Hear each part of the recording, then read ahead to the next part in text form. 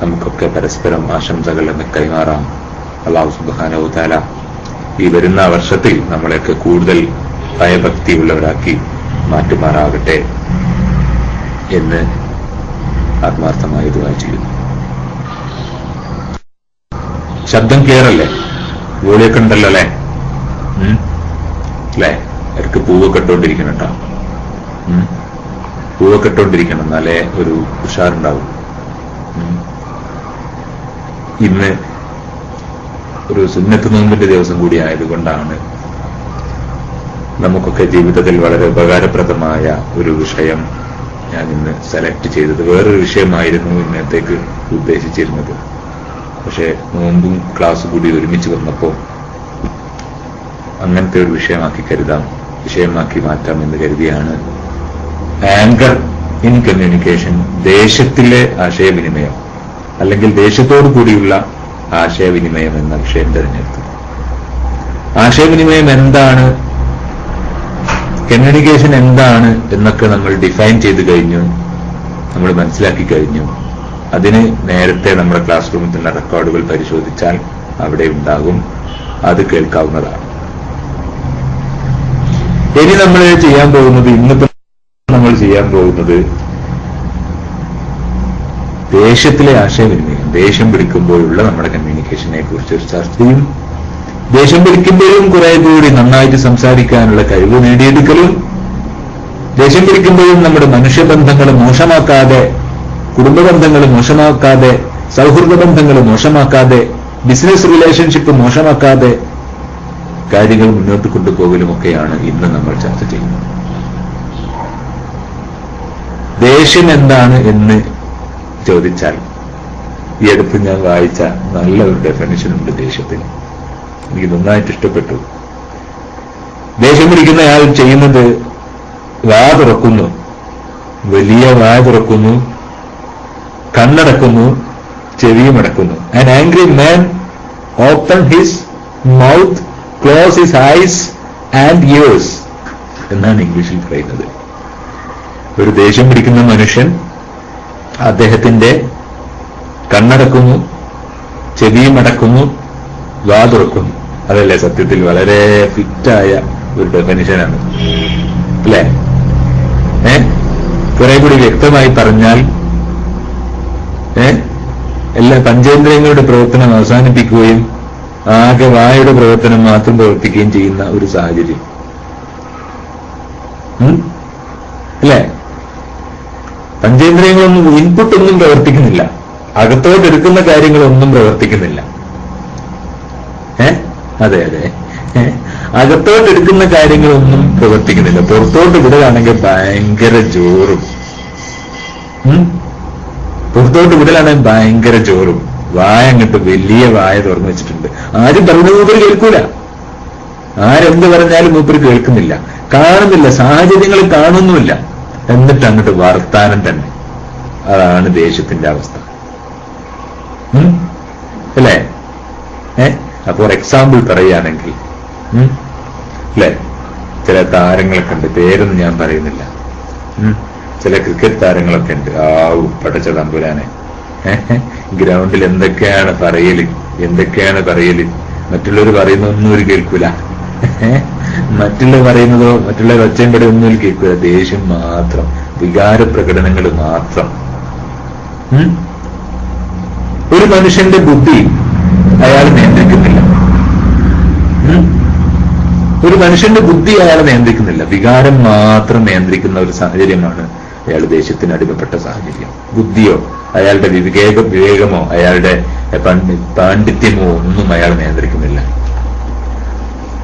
അയാളെ നോളജ്, അയാളെ വിവരം, അയാൾ നേടിയ ബിരുദം, അയാൾ നേടിയ PG ഒന്നും അയാളെ നിയന്ത്രിക്കുന്നില്ല. അയാളെ നിയന്ത്രിക്കുന്നത് അയാളെ വെറും വികാരം മാത്രം, വൈകാരികമായിട്ട് മാത്രം അയാൾ നിയന്ത്രിക്കപ്പെടുന്ന ഒരു സാഹചര്യമാണ് ഒരാൾക്ക് ദേഷ്യം ഉണ്ടാവുന്ന സാഹചര്യം എന്ന് നമുക്ക് മനസ്സിലാക്കാൻ വേണ്ടി സാധിക്കും അല്ലെ? ലോകത്ത് നിരവധി പ്രശ്നങ്ങൾ ദേഷ്യത്തിലെ തീരുമാനങ്ങൾ കൊണ്ടുണ്ടായിട്ടുണ്ട്. അതുകൊണ്ട് തന്നെ പറയാറുണ്ട്, ദേഷ്യം 10 മിനിറ്റിലേക്ക് ചിലപ്പോൾ ദേഷ്യം പിടുന്നു, അല്ലെങ്കിൽ ഒരു അരമണിക്കൂറായിരിക്കും ദേഷ്യം പിടിക്കുന്ന സമയം. ദേഷ്യം പിടിക്കുന്ന സമയം ഒരു അരമണിക്കൂറായിരിക്കും. ആ സമയത്ത് അദ്ദേഹം എടുക്കുന്ന തീരുമാനം കൊണ്ട് ഇദ്ദേഹത്തിന് ഒരു പക്ഷെ ജയിലിലാക്കാൻ വേണ്ടി സാധിക്കും. ഇദ്ദേഹത്തിന് ജയിലെത്തിക്കാൻ വേണ്ടി സാധിക്കും. ഒരു സാധാരണ മനുഷ്യനെ ക്രിമിനലാക്കി മാറ്റാൻ അരമണിക്കൂർ നേരത്തെ റോങ്ങായ തീരുമാനങ്ങൾ കൊണ്ട് സാധിക്കും. അതുകൊണ്ട് പറയുന്നത് ദേഷ്യം വരുമ്പോൾ ഒരു തീരുമാനം എടുക്കാൻ പാടില്ല എന്നാണ്. മനസ്സിലാകുന്നില്ലേ? ദേഷ്യം വരുമ്പോൾ തീരുമാനം എടുക്കാൻ പാടില്ല. സന്തോഷം വരുമ്പോൾ വാഗ്ദാനം കൊടുക്കാനും പാടില്ല. ഒരാൾ നല്ല ഹാപ്പിയാ അപ്പൊ സംഭാവന കൊടുക്കുകയാണെങ്കിൽ ചിലപ്പോൾ നന്നായിട്ട് കൂടിപ്പോകും. മിക്കവാറും പറമ്പ് മുഴുവൻ അദ്ദേഹം സംഭാവന കൊടുത്തു പോകാൻ സാധ്യതയുണ്ട്. പറമ്പ് മൊത്തം അദ്ദേഹം സംഭാവന കൊടുത്തു പോകാൻ സാധ്യതയുണ്ട്. അല്ലെങ്കിൽ പിന്നെ വിചാരിച്ചതിലധികം കൊടുത്തു പോകാൻ സാധ്യതയുണ്ട്. അപ്പൊ ഇത് രണ്ടും ശ്രദ്ധിക്കണം. എന്ത്? ദേഷ്യം വരുമ്പോൾ തീരുമാനം എടുക്കാനും പാടില്ല, സന്തോഷം വരുമ്പോൾ വാഗ്ദാനം കൊടുക്കാനും പാടില്ല. ഏറ്റവും പ്രധാനപ്പെട്ടത് ദേഷ്യം വരുമ്പോഴുള്ള തീരുമാനം തന്നെയാണ്. ദേഷ്യം വരുമ്പോഴുള്ള തീരുമാനങ്ങളൊക്കെ വികാരപ്രധാനമായി മാറും.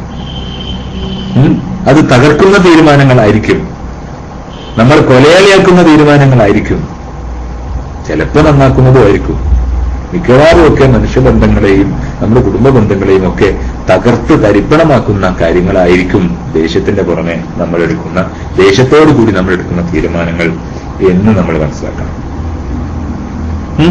അപ്പൊ അതുകൊണ്ട് ദേഷ്യം എന്ന് പറയുന്നത് അത്ര നല്ല ഒരു സംഗതിയല്ല, അത്ര നല്ല ഒരു ഭാവമല്ല. അപ്പൊ അങ്ങനെയുള്ള ഒരു ദേഷ്യം ഒരാൾക്ക് വരുന്ന സമയത്ത് നമ്മൾ എങ്ങനെയാണ് നന്നായിട്ട് ആശയവിനിമയം ചെയ്യുക എന്നാണ് നമ്മൾ ഇന്ന് ചർച്ച ചെയ്യാൻ പോകുന്നത്. ചില ആൾക്കാർ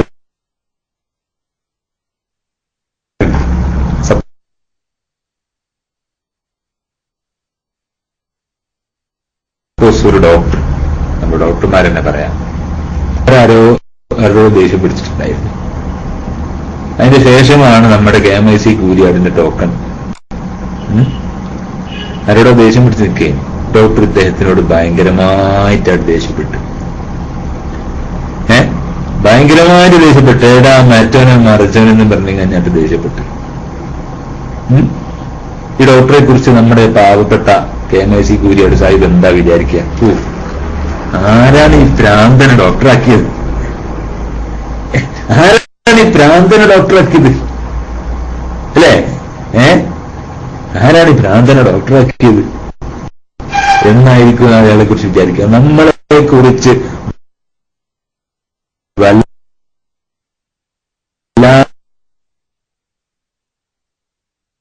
വല്ലാതെ വിധിയെഴുത്തപ്പെടുന്ന ഒരു സാഹചര്യം കൂടിയാണ്.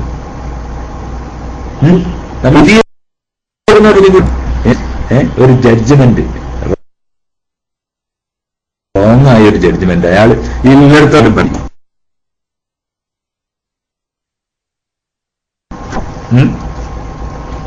കാരണം നാട്ടുകാരോട് മൊത്തം പറയാം, അവിടെ ഒരു ചെങ്ങായിട്ടോ, അവിടെ ഒരു ചെങ്ങായിട്ടോ, കടിച്ചു കീറുന്ന ഒരു ഡോക്ടർ, കടിച്ചു കീറൽ വിദഗ്ധനാണ്, സർജൻ, തൊള്ള കൊണ്ടാണ് സർജറി, തൊള്ള കൊണ്ടാണ്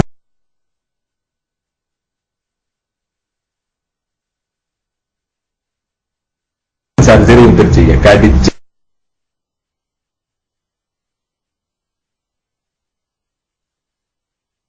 കീറും.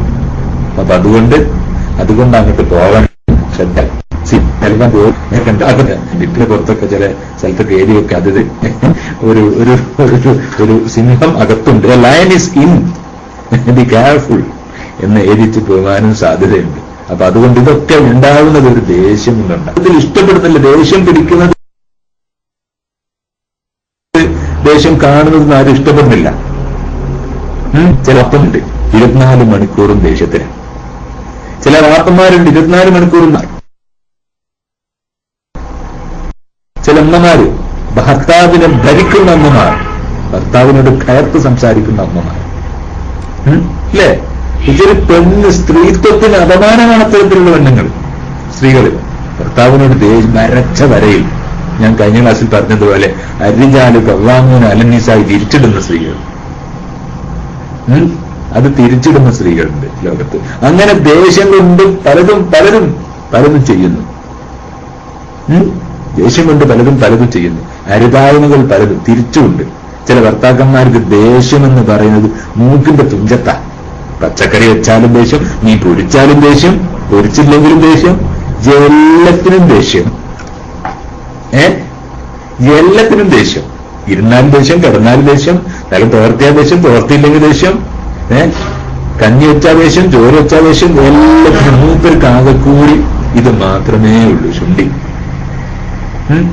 ശുണ്ഠി മാത്രം. അപ്പൊ അത് ശുണ്ഠി എന്ന് പറയുന്നത്, ആ ശുണ്ഠി മറ്റുള്ളവർക്ക് മനസ്സിലാവുന്നത് എങ്ങനെയാ? ഞാനൊരു ശുണ്ഠിയിലാണെന്ന് മറ്റുള്ളവർക്ക് എങ്ങനെ മനസ്സിലാവുന്നത്? ഞാനൊരു ദേശത്തിലാണ് നിങ്ങൾക്ക് എങ്ങനെ മനസ്സിലാവുന്നത്? എന്റെ കമ്മ്യൂണിക്കേഷനിലൂടെ അല്ലേ? എന്റെ കമ്മ്യൂണിക്കേഷനിലൂടെയാണ് എന്റെ ശുണ്ഠി നിങ്ങൾക്ക് മനസ്സിലാവുന്നത്. അപ്പൊ ശുണ്ഠി വിതരണം ചെയ്യുന്നത് ആശയവിനിമയത്തിലൂടെയാണ്. ശുണ്ഠി വിതരണം, ദേശ വിതരണം നടക്കുന്നത്, ആങ്കർ ഡിസ്ട്രിബ്യൂഷൻ നടക്കുന്നത് ദേശത്തിലൂടെയാണ് എന്ന് നമുക്ക് മനസ്സിലാക്കാൻ സാധിക്കും. ആങ്കർ ഡിസ്ട്രിബ്യൂഷൻ, ദേശീയ വിതരണം. ചില ആൾക്കാർക്ക് അങ്ങനെയാണ്, ദേഷ്യം രാവിലെ തന്നെ ദേഷ്യം പിടിക്കുക, എണീറ്റപാടെ തന്നെ ദേഷ്യം. ആ ദേഷ്യം ഇങ്ങനെ കാണുന്നവർക്കൊക്കെ കൊടുക്കും, കാണുന്ന മനുഷ്യന്മാർക്ക് സകലവും കൊടുക്കും. കാണുന്നവർക്കൊക്കെ എന്തിനാണ് ഇവിടെ നിൽക്കുന്നത്? കൂട്ടിന്നും കാണുന്നവർക്ക് അവിടുന്ന് ദേഷ്യം. അല്ല ചങ്ങായി, എന്തിനാ ഇവിടെ നിൽക്കണത്? ഈ ചായത്തോട്ടിന് മുന്നിൽ നിൽക്കണം എന്തിനാ? അതിന് ദേഷ്യം. എല്ലാത്തിനും ദേഷ്യം. എനിക്കൊന്നും വേറൊന്നും പണിയില്ലേ?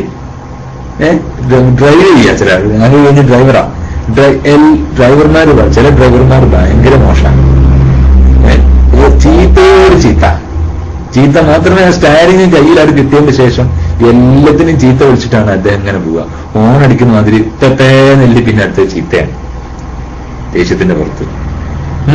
അങ്ങനെ നമ്മുടെ കേരളം, ഒരുപക്ഷെ കേരളത്തിലാണെങ്കിലും എവിടെയാണെങ്കിലും ലോകത്തെ മനുഷ്യന്മാരൊക്കെ ഇന്ന് ദേശത്തിന് അടിമപ്പെട്ട, ദേശത്തിന്റെ ആൾക്കാരായി മാറുന്ന ഒരു സാഹചര്യമാണ് നമുക്ക് കാണാൻ സാധിക്കുന്നത്. ദേശത്തിന് അടിമപ്പെട്ടിരിക്കുകയാണ്. നമ്മുടെ കേരളത്തിനെ കുറിച്ച് പറയാറുള്ളത് ആങ്കർ സ്റ്റേറ്റ് എന്നാണ്. നമുക്ക് അങ്ങനെ വേണം വിളിക്കാം. മലയാളികളെ കുറിച്ച് അങ്ങനെയും വിളിക്കാറുണ്ട്. Anger state in India is Keralam, അല്ലേ? കാരണം സത്യത്തിൽ ഈ ദേഷ്യപ്പെടുന്നതിന്റെ സ്ഥിതി എന്താണെന്നറിയോ? ഒരു കഴിവില്ലാത്തവനാണ് ദേഷ്യപ്പിടിക്കുന്നത്. മോനെ വേറൊരു രീതിയിലും ആ സാഹചര്യത്തിനെ ഒഴിവാക്കാൻ സാധിക്കില്ല. ദേഷ്യം പിടിക്കുന്നവന് ഏറ്റവും കഴിവ് കുറഞ്ഞവനാ. ഒരു കഴിവില്ലാത്ത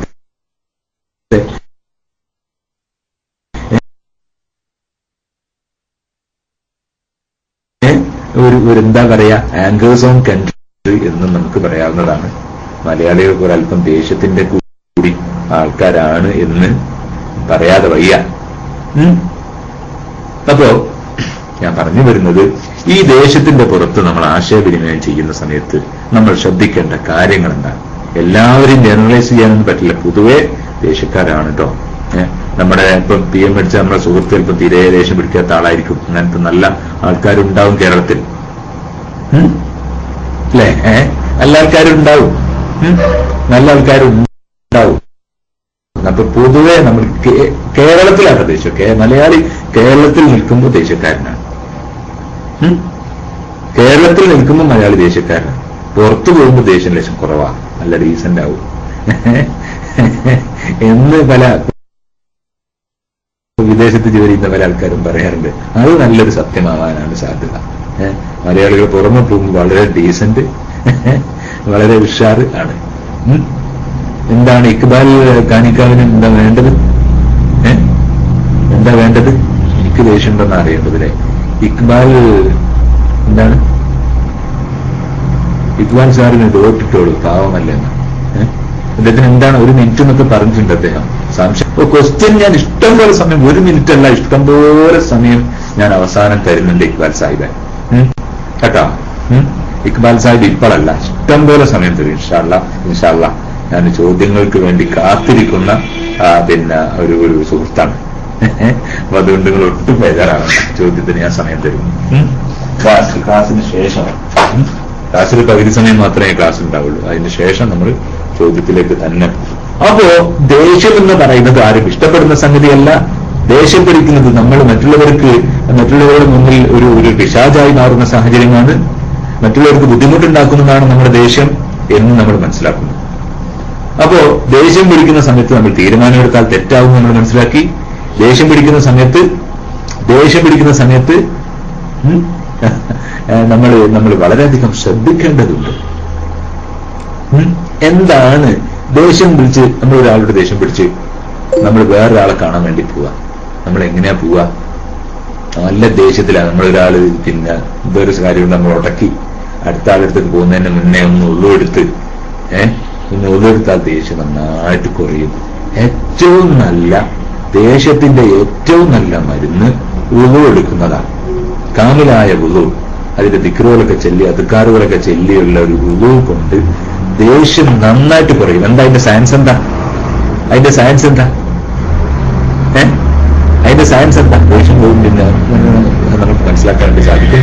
ഉളുവെടുക്കുന്ന സമയത്ത് നമ്മുടെ തലച്ചോറിലേക്കുള്ള രക്തസംക്രമണം, ബ്ലഡ് സർക്കുലേഷൻ വർദ്ധിക്കും. കയ്യിലും കാലിലൊക്കെ അക്യുപ്രഷർ പോയിന്റുകളാണ്, കയ്യിലും കാലുകളിലും ഒക്കെ. പിന്നെ വെള്ളമായാൽ നമ്മുടെ തലച്ചോറിലേക്കുള്ള രക്തപ്രവാഹം വർദ്ധിക്കും. രക്തപ്രവാഹം വർദ്ധിച്ചാൽ നമ്മുടെ ദേഷ്യം കുറെ കുറയും. അതാണ് അതിന്റെ സയൻസ്. അതിന്റെ മതപരമായ വശം എന്തുകൊണ്ടാണ് ദേഷ്യം കുറയുന്ന ഉസ്താദുമാരോട് ചോദിച്ചാൽ മതി. അപ്പോ നമ്മൾ ഒരാളോട് ദേഷ്യപ്പെട്ടാൽ നമ്മൾ ആ ദേഷ്യം മാറാതെ മറ്റൊരാളോട് സംസാരിക്കാൻ പാടില്ല. മാറാതെ മറ്റൊരാളോട് സംസാരിക്കാൻ പാടില്ല. നമ്മൾ സഹപ്രവർത്തകരോട് ദേഷ്യപ്പെട്ടു, എന്നിട്ട് നേരെ വീട്ടിലേക്കാണ് വിളിക്കുന്നത്. നമ്മളൊരു സുഹൃത്തെ സഹപ്രവർത്തകനോട് ദേഷ്യപ്പെട്ടു, അല്ലെങ്കിൽ ഗൾഫിലെ ഒരു സുഹൃത്തിനോട് ജോലിക്കിടയിൽ ദേഷ്യം വന്നിട്ട് നേരെ കൊണ്ടുവരുന്ന ആരെടുത്തുക? ഭാര്യക്കാ വിളിക്കുന്നത്. നേരെ അങ്ങോട്ട് ഭാര്യനെ വിളിച്ചിട്ട് ഈ മറ്റോളെ മറിച്ചോളെ ഇയാളെടുത്ത് ഇവൻ തോറ്റതാ, എവിടെ അങ്ങാടി തോറ്റ പിന്നെ അമ്മയോട് എല്ലാത്തിനെയും ചീത്ത. അതോടുകൂടി ഇദ്ദേഹത്തിന്റെ ദേഷ്യകലേശം കുറഞ്ഞിട്ടുണ്ടാവും. പക്ഷെ വീട്ടിൽ പ്രശ്നമായിട്ടുണ്ടാവും. ഇദ്ദേഹത്തിനോടുള്ള സ്നേഹം കുറഞ്ഞിട്ടുണ്ടാകും. ഭാര്യമാർക്കൊക്കെ സ്നേഹം കുറഞ്ഞു പോകുന്ന സംഗതിയാണ്, സ്നേഹം കുറഞ്ഞു പോകുന്നതാണ് ഈ ദേഷ്യത്തിന്റെ പുറത്തുള്ള സംസാരം. ആരാണോ ദേഷ്യത്തിന്റെ പുറത്ത് സംസാരിക്കുന്നത് അവർക്കൊക്കെ അവരാരോടൊക്കെ സംസാരിക്കുന്നുണ്ടോ അവരുമായിട്ടുള്ള സ്നേഹബന്ധമൊക്കെ മുറിഞ്ഞുപോകും. പിന്നെ അയാൾക്ക് തന്നെ കുറ്റബോധം ഉണ്ടാവും. പക്ഷെ അപ്പോഴേക്ക് സംഗതിയൊക്കെ പ്രശ്നമാകും. എന്നാലും ദേഷ്യം പിടിക്കുക, ദേഷ്യത്തിന്റെ പുറത്തുള്ള ആശയവിനിമയങ്ങൾ പൂർണ്ണമായി ഒഴിവാക്കേണ്ടതാണ്. പ്രത്യേകിച്ചും നിസ്സഹായനായ ഒരു വ്യക്തിയോട് നമ്മൾ ദേഷ്യപ്പെടരുത്, അല്ലേ? അപ്പൊ ദേഷ്യത്തിന്റെ പുറത്തുള്ള ആശയവിനിമയങ്ങളാണ് നമ്മുടെ ഇന്നത്തെ ചർച്ച. എങ്ങനെ നമുക്ക് ദേഷ്യത്തിലും ആശയവിനിമയം ചെയ്യാൻ സാധിക്കും? ദേഷ്യത്തിലും നമുക്ക് എങ്ങനെ ആശയവിനിമയം ചെയ്യാൻ സാധിക്കും? അതാണ് അതിന്റെ ഒരു വഴിയാണ് നമ്മൾ പറഞ്ഞു, ഉള്ളുകൊടുക്കുക, ദേഷ്യം മാനേജ് ചെയ്യുക. First manage your anchor then talk. അതെല്ലാവർക്കും വളരെ പ്രധാനപ്പെട്ട ഒരു നിയമമാണ്. ഭാര്യയ്ക്ക് ഭർത്താവിനോടാണെങ്കിലും ഉപ്പക്ക് മകനോടാണെങ്കിലും ആരോടാണെങ്കിലും നമ്മൾ ദേഷ്യപ്പെട്ടിട്ട് ആ അവസ്ഥയിൽ നിന്നാൽ നമ്മളത് സ്വയം ഒരു മാനേജ് ചെയ്യാനുള്ള വഴി ആദ്യം കണ്ടെത്തണം. ദേഷ്യം മാനേജ് ചെയ്യുന്നത് സ്വന്തമായിട്ട് മാനേജ് ചെയ്യേണ്ട സംഗതിയാണ്. കാരണം ദേഷ്യത്തിന്റെ ഉത്തരവാദി ആരാണ്? ഈ ഡോക്ടർ കീശേരി എന്ന ഐഡിയിൽ ഒളിച്ചിരിക്കുന്ന ഡോക്ടർ അബ്ദുള്ളക്കുട്ടിയുടെ ദേഷ്യത്തിന്റെ ഉത്തരവാദി ഞാൻ തന്നെയാണ്. ഞാൻ എവിടെ അന്വേഷിക്കേണ്ട ആവശ്യമില്ല. ഞാനാണ് എന്റെ ദേഷ്യത്തിന് ഉത്തരവാദി. സാഹചര്യങ്ങളല്ല, സന്ദർഭങ്ങളല്ല, സാഹചര്യങ്ങളും സന്ദർഭങ്ങളുമല്ല, ഞാനാണ് ഉത്തരവാദി എന്ന തിരിച്ചറിവ് ആദ്യം ഉണ്ടാവണം. അപ്പൊ അതുകൊണ്ട് ദേഷ്യം പിടിച്ചാൽ അതൊന്ന് മാനേജ് ചെയ്യാനുള്ള വഴി, മറ്റാർക്കും അത് ദേഷ്യം വിതരണം ചെയ്യാതെ സെൽഫ് മാനേജ്മെന്റ് എന്ന ആദ്യത്തെ പടി അത് തന്നെയാണ്. Self management of your anchor. അത് സ്വയം മാനേജ് ചെയ്യണം. അല്ലാതെ നമ്മൾ സംസാരിച്ചാൽ പെട്ടത് തന്നെയാണ്. നിങ്ങൾക്കറിയാം, ലോകത്ത് കൊലപാതകങ്ങൾ, എത്ര കൊലപാതകങ്ങൾ ഉണ്ടായി ദേഷ്യത്തിന്റെ പുറത്ത്. സ്വന്തം കുട്ടികളെ ഇപ്പൊ കൊന്നുകളഞ്ഞില്ലേ, സ്വന്തം ഭാര്യയെ ഇപ്പൊ കൊന്നുകളഞ്ഞില്ലേ, സ്വന്തം മാതാവിനെതിരെ അരുതാത്തത് പ്രവർത്തിച്ചിട്ടില്ലേ, സ്വന്തം പിതാവിനെതിരെ അരുതാത്തത് പ്രവർത്തിച്ചിട്ടില്ലേ? അതൊക്കെയും ദേഷ്യത്തിന്റെ പുറത്തുണ്ടായതല്ലേ? ലോകത്ത് കൊലപാതകങ്ങൾ നിരവധി ഉണ്ടായത് ദേഷ്യത്തിന്റെ പുറത്തല്ലേ? ദേഷ്യം എന്ന് പറയുന്നത് അങ്ങനെ വളരെ വ്യാപകമായ നശീകരണം, ഒരു ആറ്റം ബോംബാണ് ദേഷ്യം. അണുബോംബാണ് ദേഷ്യം. ഏറ്റവും അപകടകാരിയായ ഒരു രാസായുധമാണ്.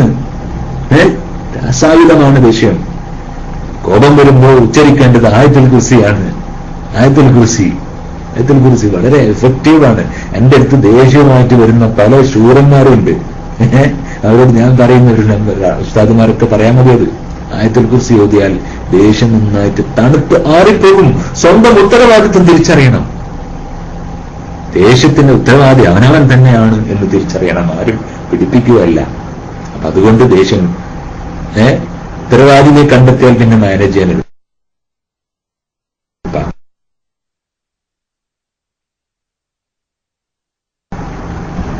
പറഞ്ഞാൽ എന്റെ പരമ്പരയാണ്, കുടുംബ പരമ്പരയാണ്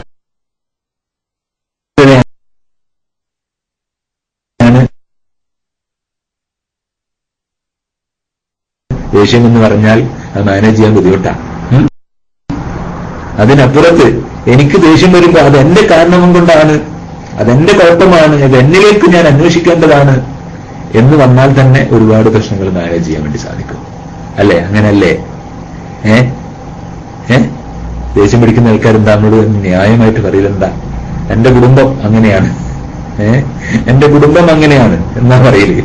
എന്റെ താവഴി അങ്ങനെയാണ്, എന്റെ അമ്മ അങ്ങനെയാണ്, ഉപ്പ അങ്ങനെയാണ്. ഓർക്കാ കുറ്റം, എനിക്ക് യാതൊരു കുറ്റമില്ല. എനിക്ക് യാതൊരു കുഴപ്പമില്ല. ഈ ദേഷ്യം പിടിക്കുന്ന ചെകുത്താന്റെ രൂപം കെട്ടി മാറിയ എനിക്ക് യാതൊരു കുഴപ്പമില്ല. അതൊക്കെ എന്റെ മുൻതലമുറക്കുള്ള കുഴപ്പമാണ്. പാരമ്പര്യമായിട്ട് കിട്ടിയ ഒരു അനന്തര സ്വത്താണ് എന്റെ ദേഷ്യം എന്ന് പറഞ്ഞിട്ടാണ് ഈ ദേശത്തിന്റെ ആൾക്കാർ അധികവും ഞെളിയുന്നത്. ഞാൻ അതിനൊന്നും ഉത്തരവാദിയല്ല. അതിങ്ങനെ പോവുകയും ചെയ്യും. താഴോട്ട്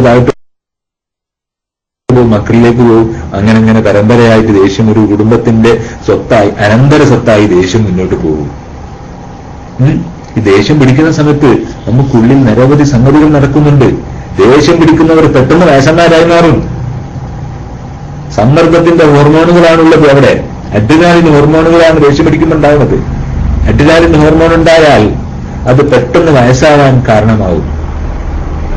കൊളസ്ട്രോൾ ഉണ്ടാകാൻ കാരണമാവും. നിരവധി അസുഖങ്ങൾ, പ്രഷർ ഉണ്ടാവാം, ക്യാൻസർ ഉണ്ടാവാം, ആമാശയത്തിൽ അൾസർ ഉണ്ടാവാം, നിരവധി രോഗങ്ങൾ, ഒരുപാട് അസുഖങ്ങൾ ഉണ്ടാക്കുന്നതാണ് ആരോഗ്യശാസ്ത്രമായിട്ട് പറഞ്ഞ ഹാർട്ടിന്റെ ഏറ്റവും വലിയ കൊടിയ ശത്രു, ഹൃദയത്തിന്റെ ഏറ്റവും കൊടിയ ശത്രു നമ്മുടെ ദേഷ്യമാണ്. ഹൃദയത്തിന് 2 ശത്രുക്കളാണുള്ളത്. ഒന്ന് മദ്യപാനവും 2 ദേഷ്യവും. ഹൃദയത്തിന് 2 ശത്രുക്കളാണ് പ്രധാനമായിട്ടുള്ളത്. 1 ദേഷ്യവും 2 മദ്യപാനവും. അപ്പൊ അതുകൊണ്ട് ദേഷ്യം എന്ന് പറയുന്നത് നമ്മളത് ഒഴിവാക്കേണ്ടതാണ്, പരമാവധി ഒഴിവാക്കേണ്ടതാണ്. നമ്മൾ എങ്ങനെയാണ് 5 സ്റ്റെപ്പുകളാണ് ദേഷ്യം ഒഴിവാക്കി 5 സ്റ്റെപ്പുകളാണ് ദേഷ്യം ഒഴിവാക്കി സംസാരിക്കാൻ നമുക്ക് ഒരു വ്യക്തിയോട് സംസാരിക്കുമ്പോൾ നമ്മൾ ചെയ്യേണ്ടത്. ഒരു വ്യക്തിയോട് സംസാരിക്കുമ്പോൾ ദേഷ്യം ഒഴിവാക്കി സംസാരിക്കാൻ വേണ്ടി 5 കാര്യങ്ങളാണ് നമ്മൾ ചെയ്യേണ്ടത്. 1 is calm yourself. Calm yourself while communicating. ശാന്തത വേണം സംസാരിക്കുമ്പോൾ. ശാന്തത, CALM, calm yourself while communicating. ശാന്തത വേണം. കമ്മ്യൂണിക്കേഷൻ എന്ന് പറയുന്നത് ഇതെന്നെ മറ്റുള്ളവർ മനസ്സിലാക്കുന്ന ഒരു സംഗതിയാണ്. ഇതെന്നെ മറ്റുള്ളവർ മനസ്സിലാക്കുന്ന ഒരു സംഗതിയാണ്. എന്റെ കമ്മ്യൂണിക്കേഷൻ എന്ന് പറഞ്ഞാൽ, എന്റെ വർത്താനം എന്ന് പറഞ്ഞാൽ എന്നെ മറ്റുള്ളവർ മനസ്സിലാക്കുന്ന ഒരു സംഗതിയാണ്, എന്നെ മറ്റുള്ളവർ വിലയിരുത്തുന്ന ഒരു സംഗതിയാണ് എന്ന് നമ്മൾ മനസ്സിലാക്കണം. എന്റെ ആശയവിനിമയത്തിലൂടെയാണ് എന്റെ ബന്ധങ്ങൾ എന്ന് മനസ്സിലാക്കണം. ഞാനും എന്റെ ഭർത്താവിനോട് തമ്മിലുള്ള, ഭർത്താവിനോട് ഇത് ചൂടാവുന്ന ആൾക്കാർ, എന്റെ ജീവിതത്തിലെ ഏറ്റവും പ്രധാനപ്പെട്ട ആളോടാണ് ഞാൻ സംസാരിക്കുന്നത്. അതുകൊണ്ട് ഞാൻ ശാന്തമായി സംസാരിക്കേണ്ടതുണ്ട്. ഞാൻ ശാന്തമായി സംസാരിക്കേണ്ടതുണ്ട്. എന്തൊക്കെ സാഹചര്യങ്ങളുണ്ടായാലും ശരി, ഞാനാണ് എന്റെ ദേശത്തിന് ഉത്തരവാദി. അതുകൊണ്ട് എനിക്കെന്നെ ശാന്തമാക്കാനും സാധിക്കും. എനിക്കെന്നെ ശാന്തമാക്കാനും സാധിക്കും. എന്താ ശാന്തമാക്കാനുള്ള വഴി? എന്താ നമ്മുടെ മനസ്സിനെ ഒന്ന് ശാന്തമാക്കാനുള്ള വഴി? എന്താ? ഞാനൊന്ന് ക്യാം ഓൺ ചെയ്യാം, എന്നിട്ട് കാണിച്ചു തരാം. കാം യുവർസെൽഫിനൊരു വഴി ഞാൻ ക്യാം ഓൺ ചെയ്ത് കാണിച്ചു തരാം. ഓക്കെ, നമ്മളെ കൈ മുഷ്ടി ചുരുട്ടുക. മുഷ്ടി ചുരുട്ടി പിടിക്കതാ. ഇങ്ങനെ മുഷ്ടി ചുരുട്ടി പിടിക്കാം. എന്നിട്ടൊരു ശ്വാസം ഉള്ളിലോട്ട് എടുക്കുക, പുറത്തോട്ട് വിടുക. എന്താ ചെയ്യേണ്ടത്? ഒരു ശ്വാസം ഉള്ളിലോട്ട് എടുക്കുക, കൈ മുഷ്ടി ചുരുട്ടി പിടിക്കുക, എന്നിട്ട് പുറത്തോട്ട് വിടാതെ ഇങ്ങനെ പുറത്തോട്ട് പിന്നെ എന്നാ. ഓക്കെ, കാണുന്നില്ലേ? ഇതാ അങ്ങോട്ട് കാണിച്ചു തരാം.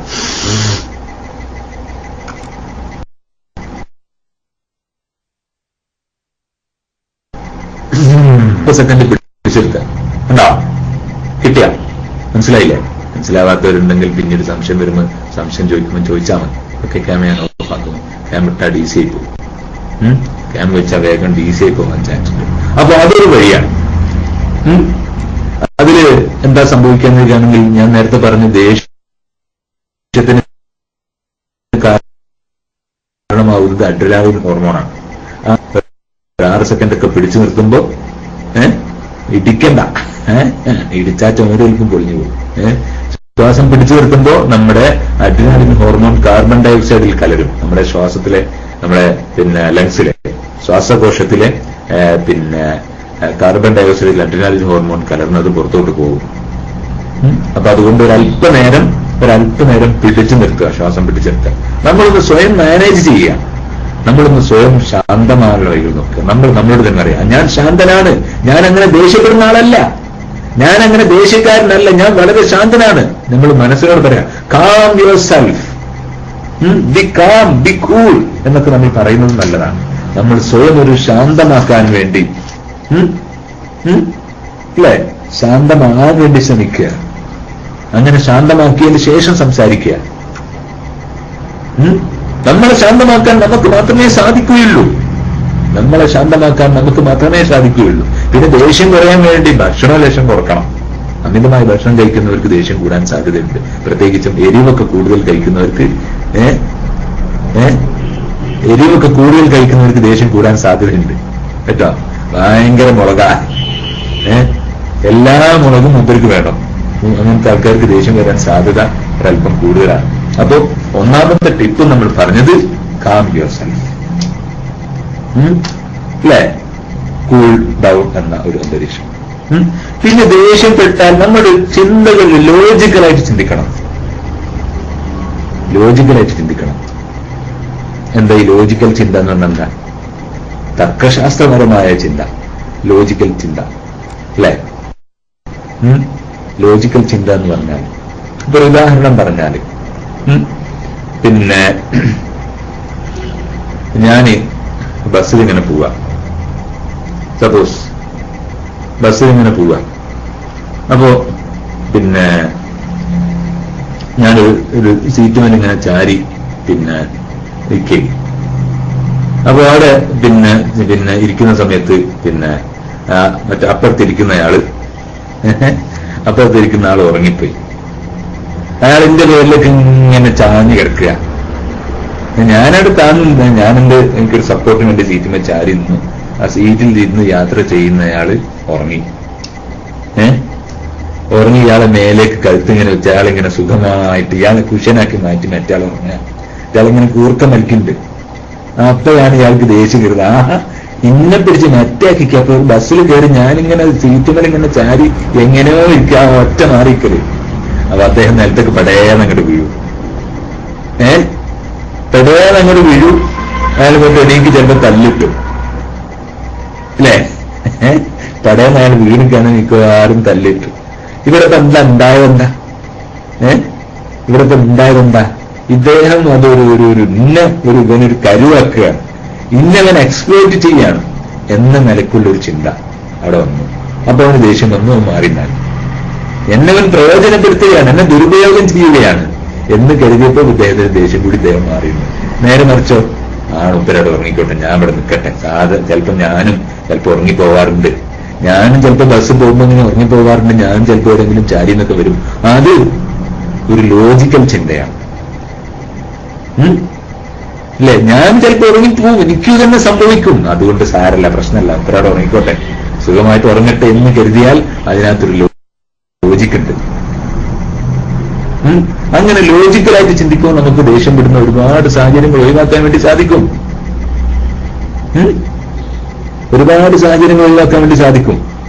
ഒരു വീട്ടിലൊരു പൂന്തോട്ടം ഉണ്ടാക്കുക, ഒരു വീട്ടിലൊരു പൂന്തോട്ടം ഉണ്ടാക്കുക. അപ്പൊ ചെറിയ കുട്ടി പറഞ്ഞ് അപ്പനോട് പറഞ്ഞ് നമുക്ക് പിന്നെ ആ ചുവപ്പ് നിറത്തുള്ള പൂവ് അവിടെ കുഴിച്ചിട്ടാം. അപ്പൊ വാപ്പ പറയാ, ഈ ചെറിയ കുട്ടി ആരപ്പ എന്നോട് പറയാന്? ഇവൻ എന്നോട് പൂന്തോട്ടം ഉണ്ടാക്കാൻ വേണ്ടി നിരൂപിക്കപ്പാ. അവന് ഓടിച്ച് ചൂടായിട്ട് ഓടിച്ചിട്ട് അതിനകത്ത് യാതൊരു ലോജിക്കും ഇല്ല. ലോജിക്കില്ലാത്ത സംസാരത്തിൽ ആ ദേഷ്യം വരുന്നത്. നേരെ മറിച്ച് ഇദ്ദേഹം ചിന്തിക്കുകയാണ്. നേരെ മറിച്ച് ഇദ്ദേഹം ചിന്തിക്കുകയാണ്, എന്റെ കുട്ടിയല്ലേ, അവൻ പറഞ്ഞതൊന്ന് കേൾക്കട്ടെ ഞാൻ. നാളെ അവനൊരു സ്വന്തമായിട്ട് പല കാര്യങ്ങളും ചെയ്യേണ്ടവനല്ലേ എന്നൊരു ലോജിക്കലായിട്ട് നമ്മൾ ചിന്തിച്ചാൽ, അവന്റെ ഇതൊന്ന് കേൾക്കാൻ വേണ്ടി ശ്രദ്ധിച്ചാൽ ഒരു പ്രശ്നമില്ല. അപ്പൊ അതാണ് ഞാൻ പറഞ്ഞത്, ലോജിക്കായിട്ട് ചിന്തിക്കുമ്പോൾ ദേഷ്യങ്ങൾ ഒരുപാട് കുറയും. Logical thinking reduce anchor. Emotion suppress logic എന്നും പറയാറുണ്ട്. വികാരത്തിന് അടിമപ്പെടുമ്പോൾ എല്ലാ പിന്നെ ലോജിക്കും നമ്മൾ ഒഴിവാക്കും. ഇമോഷൻ അടിമപ്പെട്ടാൽ ലോജിക്കൊന്നും ഉണ്ടാവില്ല. അപ്പൊ ലോജിക്ക് ഇല്ലാത്തടത്തൊക്കെ ദേഷ്യം വരികയും ചെയ്യും. ലോജിക്ക് ഇല്ലാത്തടത്ത് ദേഷ്യം കൂടും. നമ്മൾ ലോജിക്കലായിട്ട് ചിന്തിക്കണം, കാരണ സഹിതം ചിന്തിക്കണം. നമ്മളെ ആ സ്ഥാനത്ത് വെച്ചുകൊണ്ട്, അദ്ദേഹത്തിന്റെ സ്ഥാനത്ത് വെച്ചുകൊണ്ട് നമ്മൾ ചിന്തിക്കണം. നമ്മൾ അദ്ദേഹത്തിന്റെ സ്ഥാനത്ത് നമ്മൾ വെച്ചുകൊണ്ട് നമ്മൾ ചിന്തിക്കണം. അദ്ദേഹത്തിന്റെ സ്ഥാനത്ത് നമ്മളാണെങ്കിൽ എങ്ങനെയായിരിക്കും എന്ന് കരുതിക്കൊണ്ട് ചിന്തിക്കണം. അപ്പൊ നമുക്ക് ഒരുപാട് ലോജിക്കലായിട്ട് ചിന്തിക്കാനും ദേഷ്യം കുറക്കാനും വേണ്ടി സാധിക്കും. പിന്നെ പറ്റുന്ന ദേഷ്യം കുറക്കാനുള്ള ഒരു വഴി, മൂന്നാമത്തെ step assertive style of communication എന്നതാണ്. Assertive style of communication. എന്താണ് ഈ അസർട്ടീവ് സ്റ്റൈൽ ഓഫ് കമ്മ്യൂണിക്കേഷൻ? ആർക്കറിയാവുക? നിങ്ങളും കൂടി ഒന്ന് കൂടി ചർച്ച ചെയ്യാൻ, ഞാൻ മാത്രം പറഞ്ഞാൽ പോരല്ലോ. അതിനെക്കുറിച്ച് അറിയാവുന്നവരൊന്ന് ടൈപ്പ് ചെയ്യും. What is assertive way of communication? എന്താണ്? ഗൂഗിളൊക്കെ വേണമെങ്കിൽ നോക്കിക്കോളൂ. എന്താണ് അസർട്ടീവ്? ചോദ്യം ചോദിക്കാൻ സമയമായിട്ടില്ല, ഞാൻ തരും, മൈക്ക് തരും ഇൻഷാ അല്ലാഹ്. എന്നോട് ചോദിക്കാനല്ലേ, എന്താ സാറേ അസർട്ടീവ് വേ ഓഫ് കമ്മ്യൂണിക്കേഷൻ? എന്നോട് നേരത്തെ ചോദിക്കാം. അതാണ് ചോദ്യം എന്ന്. ഞാൻ നിങ്ങളോട് ചോദ്യം ചോദിച്ചതാ, അറിയാവുന്നൊരു ടൈപ്പ് ചെയ്യൂ. എന്താണ് അസർട്ടീവ് വേ ഓഫ് കമ്മ്യൂണിക്കേഷൻ? എന്താണ്? ചിരിച്ചാ പോരാ, ചോദ്യത്തിന് മറുപടി വരട്ടെ. മറുപടി വരട്ടെ. അസർട്ടീവ് വേ ഓഫ് കമ്മ്യൂണിക്കേഷൻ രണ്ട് തരത്തിൽ നമുക്ക് ആശയവിനിമയം ചെയ്യാൻ സാധിക്കും. ഒന്ന് അഗ്രഷൻ ആണ്, മറ്റൊരു അഗ്രസീവ് വേ ഓഫ് കമ്മ്യൂണിക്കേഷൻ, മറ്റൊരു അസർട്ടീവ് വേ ഓഫ് കമ്മ്യൂണിക്കേഷൻ. ഇത് അസർട്ടീവ് വേയിൽ നമ്മൾ ചെയ്യുന്നത്, നമ്മൾ നമ്മുടെ കാഴ്ചപ്പാട് വിശദീകരിക്കുന്നു. എന്ന അല്ലെങ്കിൽ വെച്ചുകൊണ്ട് നമ്മൾ സംസാരിക്കുന്നു. വെച്ചുകൊണ്ട് നമ്മൾ സംസാരിക്കുന്നു. ഞാൻ, എന്റെ വിചാരം, എന്റെ പ്രതീക്ഷ അങ്ങനെയായിരുന്നു. ഒരു ഓഫീസിൽ 2 ജോലിക്കാരുണ്ട്. അപ്പൊ 2 ജോലിക്കാരുണ്ട്. അവർക്കൊരു ഫയൽ അത്യാവശ്യമായി നാളെ അയക്കേണ്ടതുണ്ട്. ഒരാൾ എ എന്ന് പറയുന്ന ആളാണ് ഓഫീസ് മേലധികാരി എന്ന് പറയുന്നത്. എ എന്ന് പറയുന്ന ആളാണ് ഓഫീസിലെ മേലധികാരി. ബി അവിടുത്തെ സെർവന്റ്. ആളെ പേരൊന്നും ഞാൻ പറയുന്നില്ല. ബി അവിടുത്തെ സെർവന്റ്, അവിടുത്തെ ജോലിക്കാരനാണ്. അധികാരി സെർവന്റ്. ആ പറഞ്ഞ തീയതി തലേന്നാണ് 2 പേര്.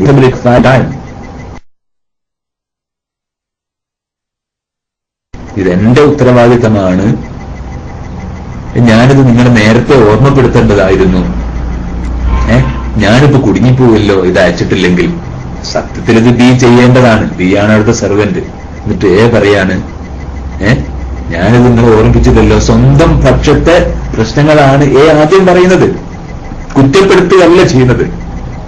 കുറ്റപ്പെടുത്താതെ കാര്യം പറയുന്നു. ഇതെന്റെ സ്വന്തം റെസ്പോൺസിബിലിറ്റി ഏറ്റെടുക്കുന്നു. സ്വന്തം റെസ്പോൺസിബിലിറ്റി ഏറ്റെടുക്കുന്നു. അങ്ങനെ പക്ഷെ പറയാണ്, ഇതെന്റെ ഉത്തരവാദിത്തമാണ്, എനിക്കിപ്പോ നമ്മുടെ ഓഫീസിൽ ഇത് പ്രശ്നമാവും, നമ്മുടെ ഓഫീസിൽ പ്രശ്നമാവും, നമ്മുടെ ഡിപ്പാർട്ട്മെന്റിനും പ്രശ്നമാവും എന്നൊക്കെ പറഞ്ഞുകൊണ്ട് സംസാരിക്കുന്നതാണ് അയാൾക്ക് വരുന്ന പ്രശ്നങ്ങളും കൂട്ടത്തിൽ ഏത് ഉത്തരവാദിത്തങ്ങളും സൂചിപ്പിച്ചുകൊണ്ട് സംസാരിക്കുന്നതാണ് അസർട്ടീവ് വേ. അഗ്രസീവ് വേയോ എന്നെയൊക്കെ എന്തിനാ ഇവിടെ ശമ്പളം കൊടുത്ത് തീറ്റി പോറ്റുന്നത്? കണ്ടിലൊരു ഫയല് കിടന്നിട്ട് ഇത്രയും കാലം തിരിഞ്ഞു നോക്കാണ്ട് ഇത് അയച്ചിട്ടുള്ള നാളെ അയക്കേണ്ട തീയതി അത് എനക്കറിയാം എന്ത് സംഭവിക്കുന്നു. ഇതൊക്കെ എന്തിനാ ഇവിടെ കമ്പനിയുടെ ഡാഷും കഴിച്ച് നിൽക്കുന്നത്? ഇതൊക്കെ എന്താ കഴിക്കല് എന്നൊക്കെ ചോദിച്ച് ചൂടാവുന്നതാണ് എന്ത് ഡിയോട് ചൂടാവുന്നതാണ് അഗ്രസീവ് വേ ഓഫ് കമ്മ്യൂണിക്കേഷൻ കേട്ടോ. അഗ്രസീവ് വേ ഓഫ് കമ്മ്യൂണിക്കേഷൻ ഇത് ഏതാ നല്ലത്? ദേഷ്യം വരാത്ത കമ്മ്യൂണിക്കേഷൻ ഏതാ?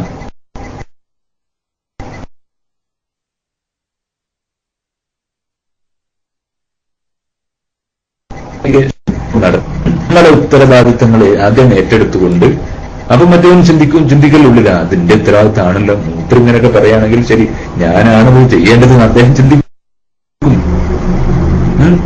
ചിന്തിക്കും. അപ്പൊ അതുകൊണ്ട് ആ അഗ്രസീവ് വേയിൽ നിന്ന് വിട്ട് അസർട്ടീവ് വേ ഓഫ് കമ്മ്യൂണിക്കേഷൻ ആണ് നമ്മൾ സ്വീകരിക്കേണ്ടത്. അഗ്രസീവ് വേയിൽ നിന്ന് വിട്ട് അസർട്ടീവ് വേ ഓഫ് കമ്മ്യൂണിക്കേഷൻ. പിന്നെ ഓവർ ജനറലൈസേഷൻ പലപ്പോഴും ദേഷ്യം വരുന്ന ഒരു സംഗതിയാണ്.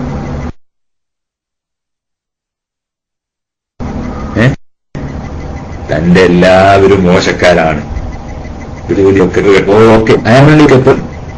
ഞാൻ മാത്രമാണ് ശരിയായ ഒരേ ഒരു വ്യക്തി, ഈ ലോകത്തെ എല്ലാവന്മാരും മണ്ടന്മാരാ. അങ്ങനെയായിട്ട് ജനറലൈസ് ചെയ്തിരിക്കുന്നവരാണ്. ജനറലൈസേഷൻ നടന്നിട്ടാണെങ്കിൽ എല്ലാവരെയും ഇങ്ങോട്ട് മാറ്റുക, എല്ലാവരും ഒരു മണ്ടന്മാരാണ്, പൊതുജനം കഴുതകളാണ് എന്ന നിലപാട്. കസ്റ്റമേഴ്സ് കഴുതകളാണ്, പൊതുജനം കഴുതകളാണ്, സാധാരണക്കാർ പാമരന്മാരാണ് എന്ന ഒരു നിലപാട്.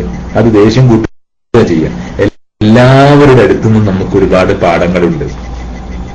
എല്ലായിടത്തും ലേഖനത്തിന്റെ ഈ ക്ലാസ് റൂമിലെ 285 പേര്, 285 പേരിൽ നിന്നും എനിക്കെന്തെങ്കിലും റേഡിയോയിലൂടെ കേൾക്കുന്ന, ടിവിയിലൂടെ കേൾക്കുന്ന നിരവധി ആയിരക്കണക്കിന് ശ്രോതാക്കളുണ്ട് ഇപ്പൊ ഇവിടെ. ഇവരല്ല, അവരും അവരുടേതായ മേഖലയിൽ പ്രമുഖരാണ്, അവരവരുടേതായ മേഖലയിൽ സ്പെഷ്യലിസ്റ്റുകളാണ് ഇവരൊക്കെ. ഞാനെപ്പോഴും കാണുന്നത് എന്റെ ക്ലാസ്സിലിരിക്കുന്ന പുറത്ത് ട്രെയിനിങ് ക്ലാസ്സിലെടുക്കുകയാണെങ്കിൽ ശരി, എന്റെ ക്ലാസ്സിലിരിക്കുന്നവരൊക്കെ എന്റെ ഗുരുനാഥന്മാരായിട്ട് ഞാൻ കാണാറില്ല. അവരൊന്നും മോശക്കാരല്ല, എല്ലാവരും വളരെ പ്രമുഖരാണ്. അപ്പൊ ദേഷ്യം കുറയും.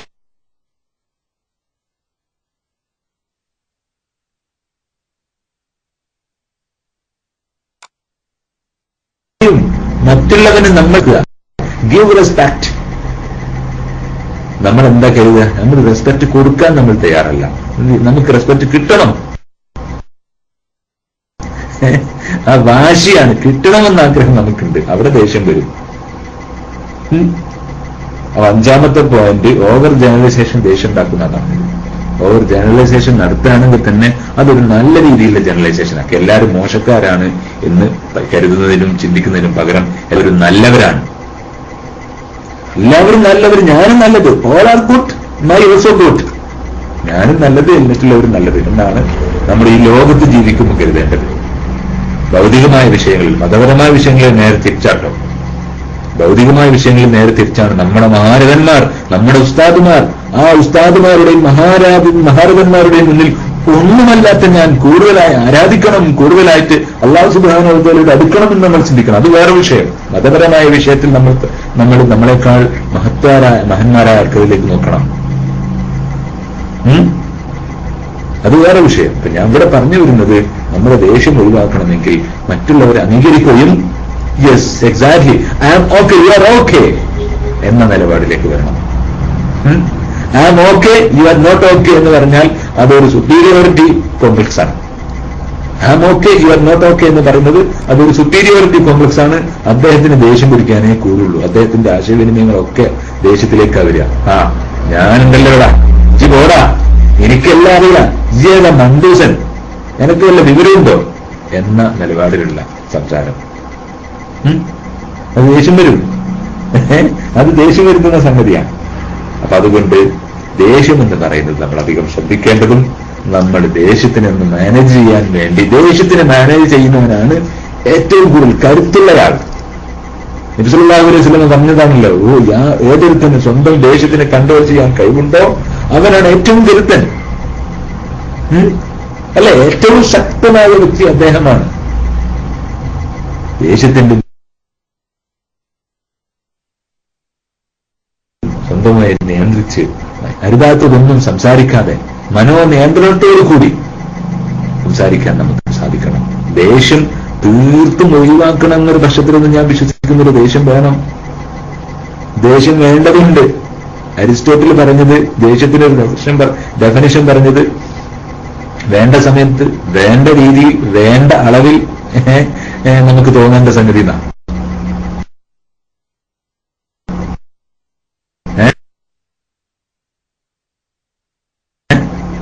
നമുക്ക് പല മാറ്റങ്ങളും ലോകത്തുണ്ടാക്കാൻ സാധിക്കും. ഉദാഹരണത്തിന് നമ്മുടെ കുട്ടി, നമ്മുടെ മോൻ, നമ്മുടെ മോനും നമ്മൾ കൂടി എന്നും കളിക്കലുണ്ട്, ഒരുമിച്ച് കളിക്കാറുണ്ട്. അത് നമ്മുടെ റുട്ടീൻ ശീലമാണ്. അങ്ങനെ മോന് നമുക്ക് ഇഷ്ടമില്ലാത്ത കാര്യങ്ങൾ ഇങ്ങനെ ചെയ്യാം. ഇഷ്ടമില്ലാത്ത കാര്യങ്ങൾ ഇങ്ങനെ ചെയ്യുന്ന സമയത്ത്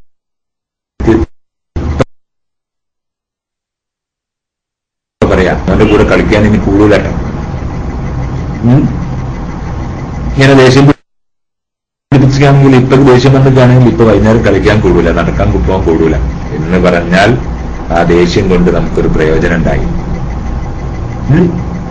പറയണം നമ്മൾ, എനിക്ക് ദേഷ്യം വരുന്നുണ്ട് മോനെ അങ്ങനെ ചെയ്യുന്നത് കൊണ്ട് എനിക്കൊരു ദേഷ്യം വരുന്നുണ്ട് കേട്ടോ എന്ന് പറയണം. നമ്മളെന്താ ചെയ്യാ? ആദ്യം നിന്ന് അടിയാവട്ടിക്ക, ആദ്യം തന്നെ ബോംബ് പൊട്ടിക്കും. അതല്ല വേണ്ടത്. ദേഷ്യം വരുന്നുണ്ട് എന്ന് അറിയിക്കണം മറ്റുള്ളവരെ. അപ്പൊ മറ്റുള്ളവർ, നമ്മുടെ സ്നേഹമുള്ളവർ നമ്മളെ ദേഷ്യം കുറക്കാൻ വേണ്ടി നമ്മോട് സഹായിക്കും, നമ്മോട് സഹകരിക്കും. അല്ലേ?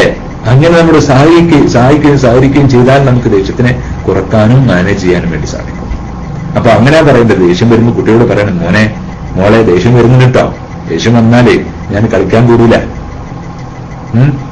കേട്ടാ. ദേഷ്യം വന്നിട്ടാണെങ്കിൽ ഇപ്പൊ തന്നെ കുറച്ച് കഴിയുമ്പോൾ തലവേദന ആവും, അങ്ങനെയും പറയാം. ഇപ്പൊ എങ്ങനെ തലവേദന ആക്കല്ല മോളെ എന്നും പറയാം. ഇപ്പൊ ഇങ്ങനെ തലവേദന പിടിപ്പിക്കല്ലേ മോളെ, തലവേദന പിടിപ്പിക്കല്ലേ ഭാര്യയെ. ഭാര്യനെ വിളിക്കുക അല്ലേ? ഭാര്യനെന്താ വിളിക്കാൻ വെച്ചാൽ ഡാഷ്, അത് നിങ്ങൾ ഫില്ല് ചെയ്തോളൂ. That's your choice. ഓക്കെ. അപ്പൊ അങ്ങനെ നമ്മൾ ദേഷ്യത്തിനെ മാനേജ് ചെയ്യാനും ദേഷ്യത്തിനെ ഉപകാരപ്രദമായ രീതിയിലേക്ക് വിനിയോഗിക്കാനും നമ്മൾ പഠിക്കണം. ഉപകാരപ്രദമായ രീതിയിൽ ദേഷ്യത്തിന് വിനിയോഗിക്കാനും പഠിക്കണം.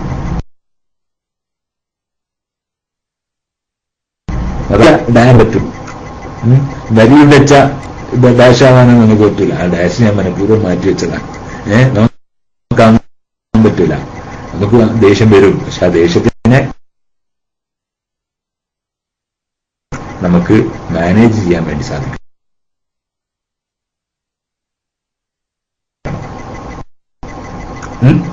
മാനേജ് ചെയ്യാൻ വേണ്ടി സാധിക്കണം. നമ്മുടെ കുട്ടി നിസ്കരിച്ചില്ല, നമ്മുടെ ദേഷ്യമായിട്ട് വരും, ദേഷ്യം വരണം. പക്ഷെ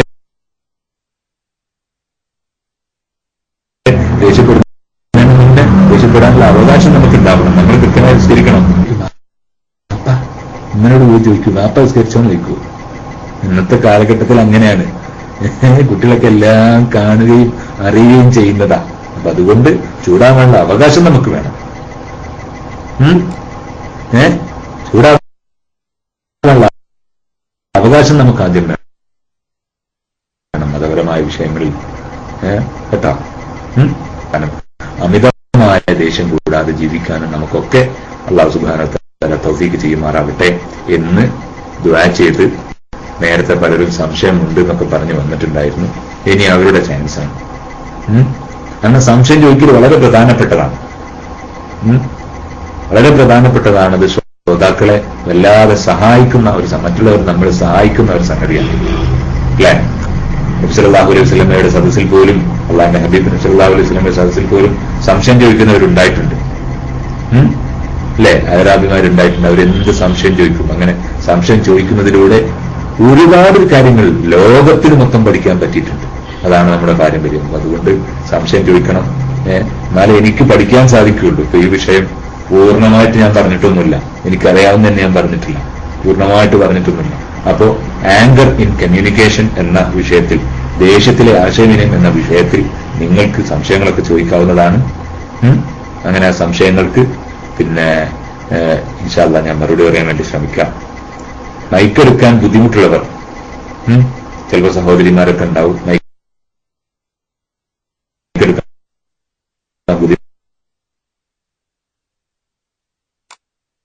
ബുദ്ധിമുട്ടുള്ളവർ, ഫ്രീ ആയ അഡ്മിൻ ആരാണ്? ഇസ്മായിൽ മലബാർ സാഹിബ് ഫ്രീ ആണെങ്കിൽ ഫ്രീ ആയ അഡ്മിൻ ജസ്റ്റ് ഒന്ന് മെസ്സേജ് അടിച്ചാൽ നന്നായി. KMIC കുരിയാട് ഫ്രീ ആണ്, അദ്ദേഹത്തിന് PM ചെയ്താൽ മതി. മൈക്കെടുക്കാൻ ബുദ്ധിമുട്ടുള്ളവർ അദ്ദേഹത്തിന് വേണ്ടി PM ചെയ്യാം. അദ്ദേഹം മൈക്കെടുത്ത് ചോദിച്ചോളൂ. അതിന് വേണ്ടി ഞാൻ മൈക്ക് വിടുന്നു. നേരത്തെ ആരൊന്ന് വന്നിരുന്നല്ലോ, ഇക്ബാലിന് സംശയം ഉണ്ടെന്നൊക്കെ പറഞ്ഞ് വന്നിരുന്നല്ലോ. ഇപ്പൊ സംശയം മാറിയോ? സംശയം മാറിയോന്നറിയില്ല. ഇക്ബാലിന്റെ സംശയം ക്ലാസിന്റെ ഇടയിൽ തന്നെ മാറിപ്പോയി എന്നാണ് തോന്നുന്നത്. ഓക്കെ, ഇക്ബാൽ ഒരു സംശയം ഞാൻ നേരത്തെ ചാൻസ് തരുമെന്ന് പറഞ്ഞിട്ടുണ്ട്.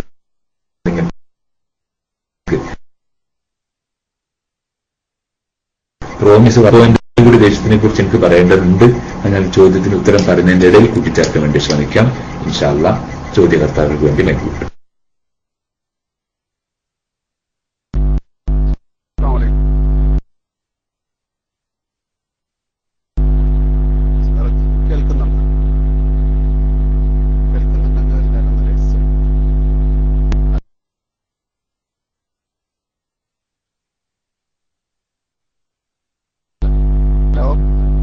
സാറേ, ഞാനിവിടെ ഒരു UAE ഒരു കടയിൽ വർക്ക് ചെയ്യാണ്. അപ്പോ ചില സമയത്ത് കസ്റ്റമർ വരുമ്പോ നമ്മള് വാങ്ങിയ സാധനത്തിനേലും ഒരു 10-20 കുറച്ചിട്ടാണ് ആളുകൾ ചോദിച്ചുകൊണ്ടിരിക്കുക നമ്മളോട്. അപ്പോ സ്വാഭാവികമായിട്ടും പെട്ടെന്ന് ദേഷ്യം വന്നിട്ട് സാധനമില്ല എന്നൊക്കെ പറഞ്ഞിട്ട് അവരോട് ദേഷ്യം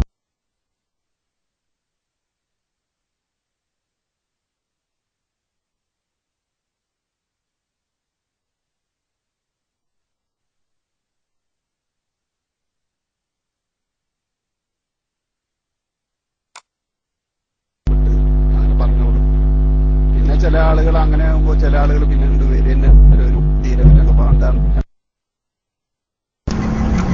നല്ല ചോദ്യമായിരുന്നു. ചോദ്യത്തിന്റെ ആദ്യ ഭാഗം മാത്രമേ ഞാൻ കേട്ടിട്ടുള്ളൂ. പിന്നീട് അങ്ങോട്ട് കേൾക്കാതായി. മൈക്കിന് എന്തോ ചെറിയ ഒരു പ്രശ്നമുണ്ട്, സാരല്ല.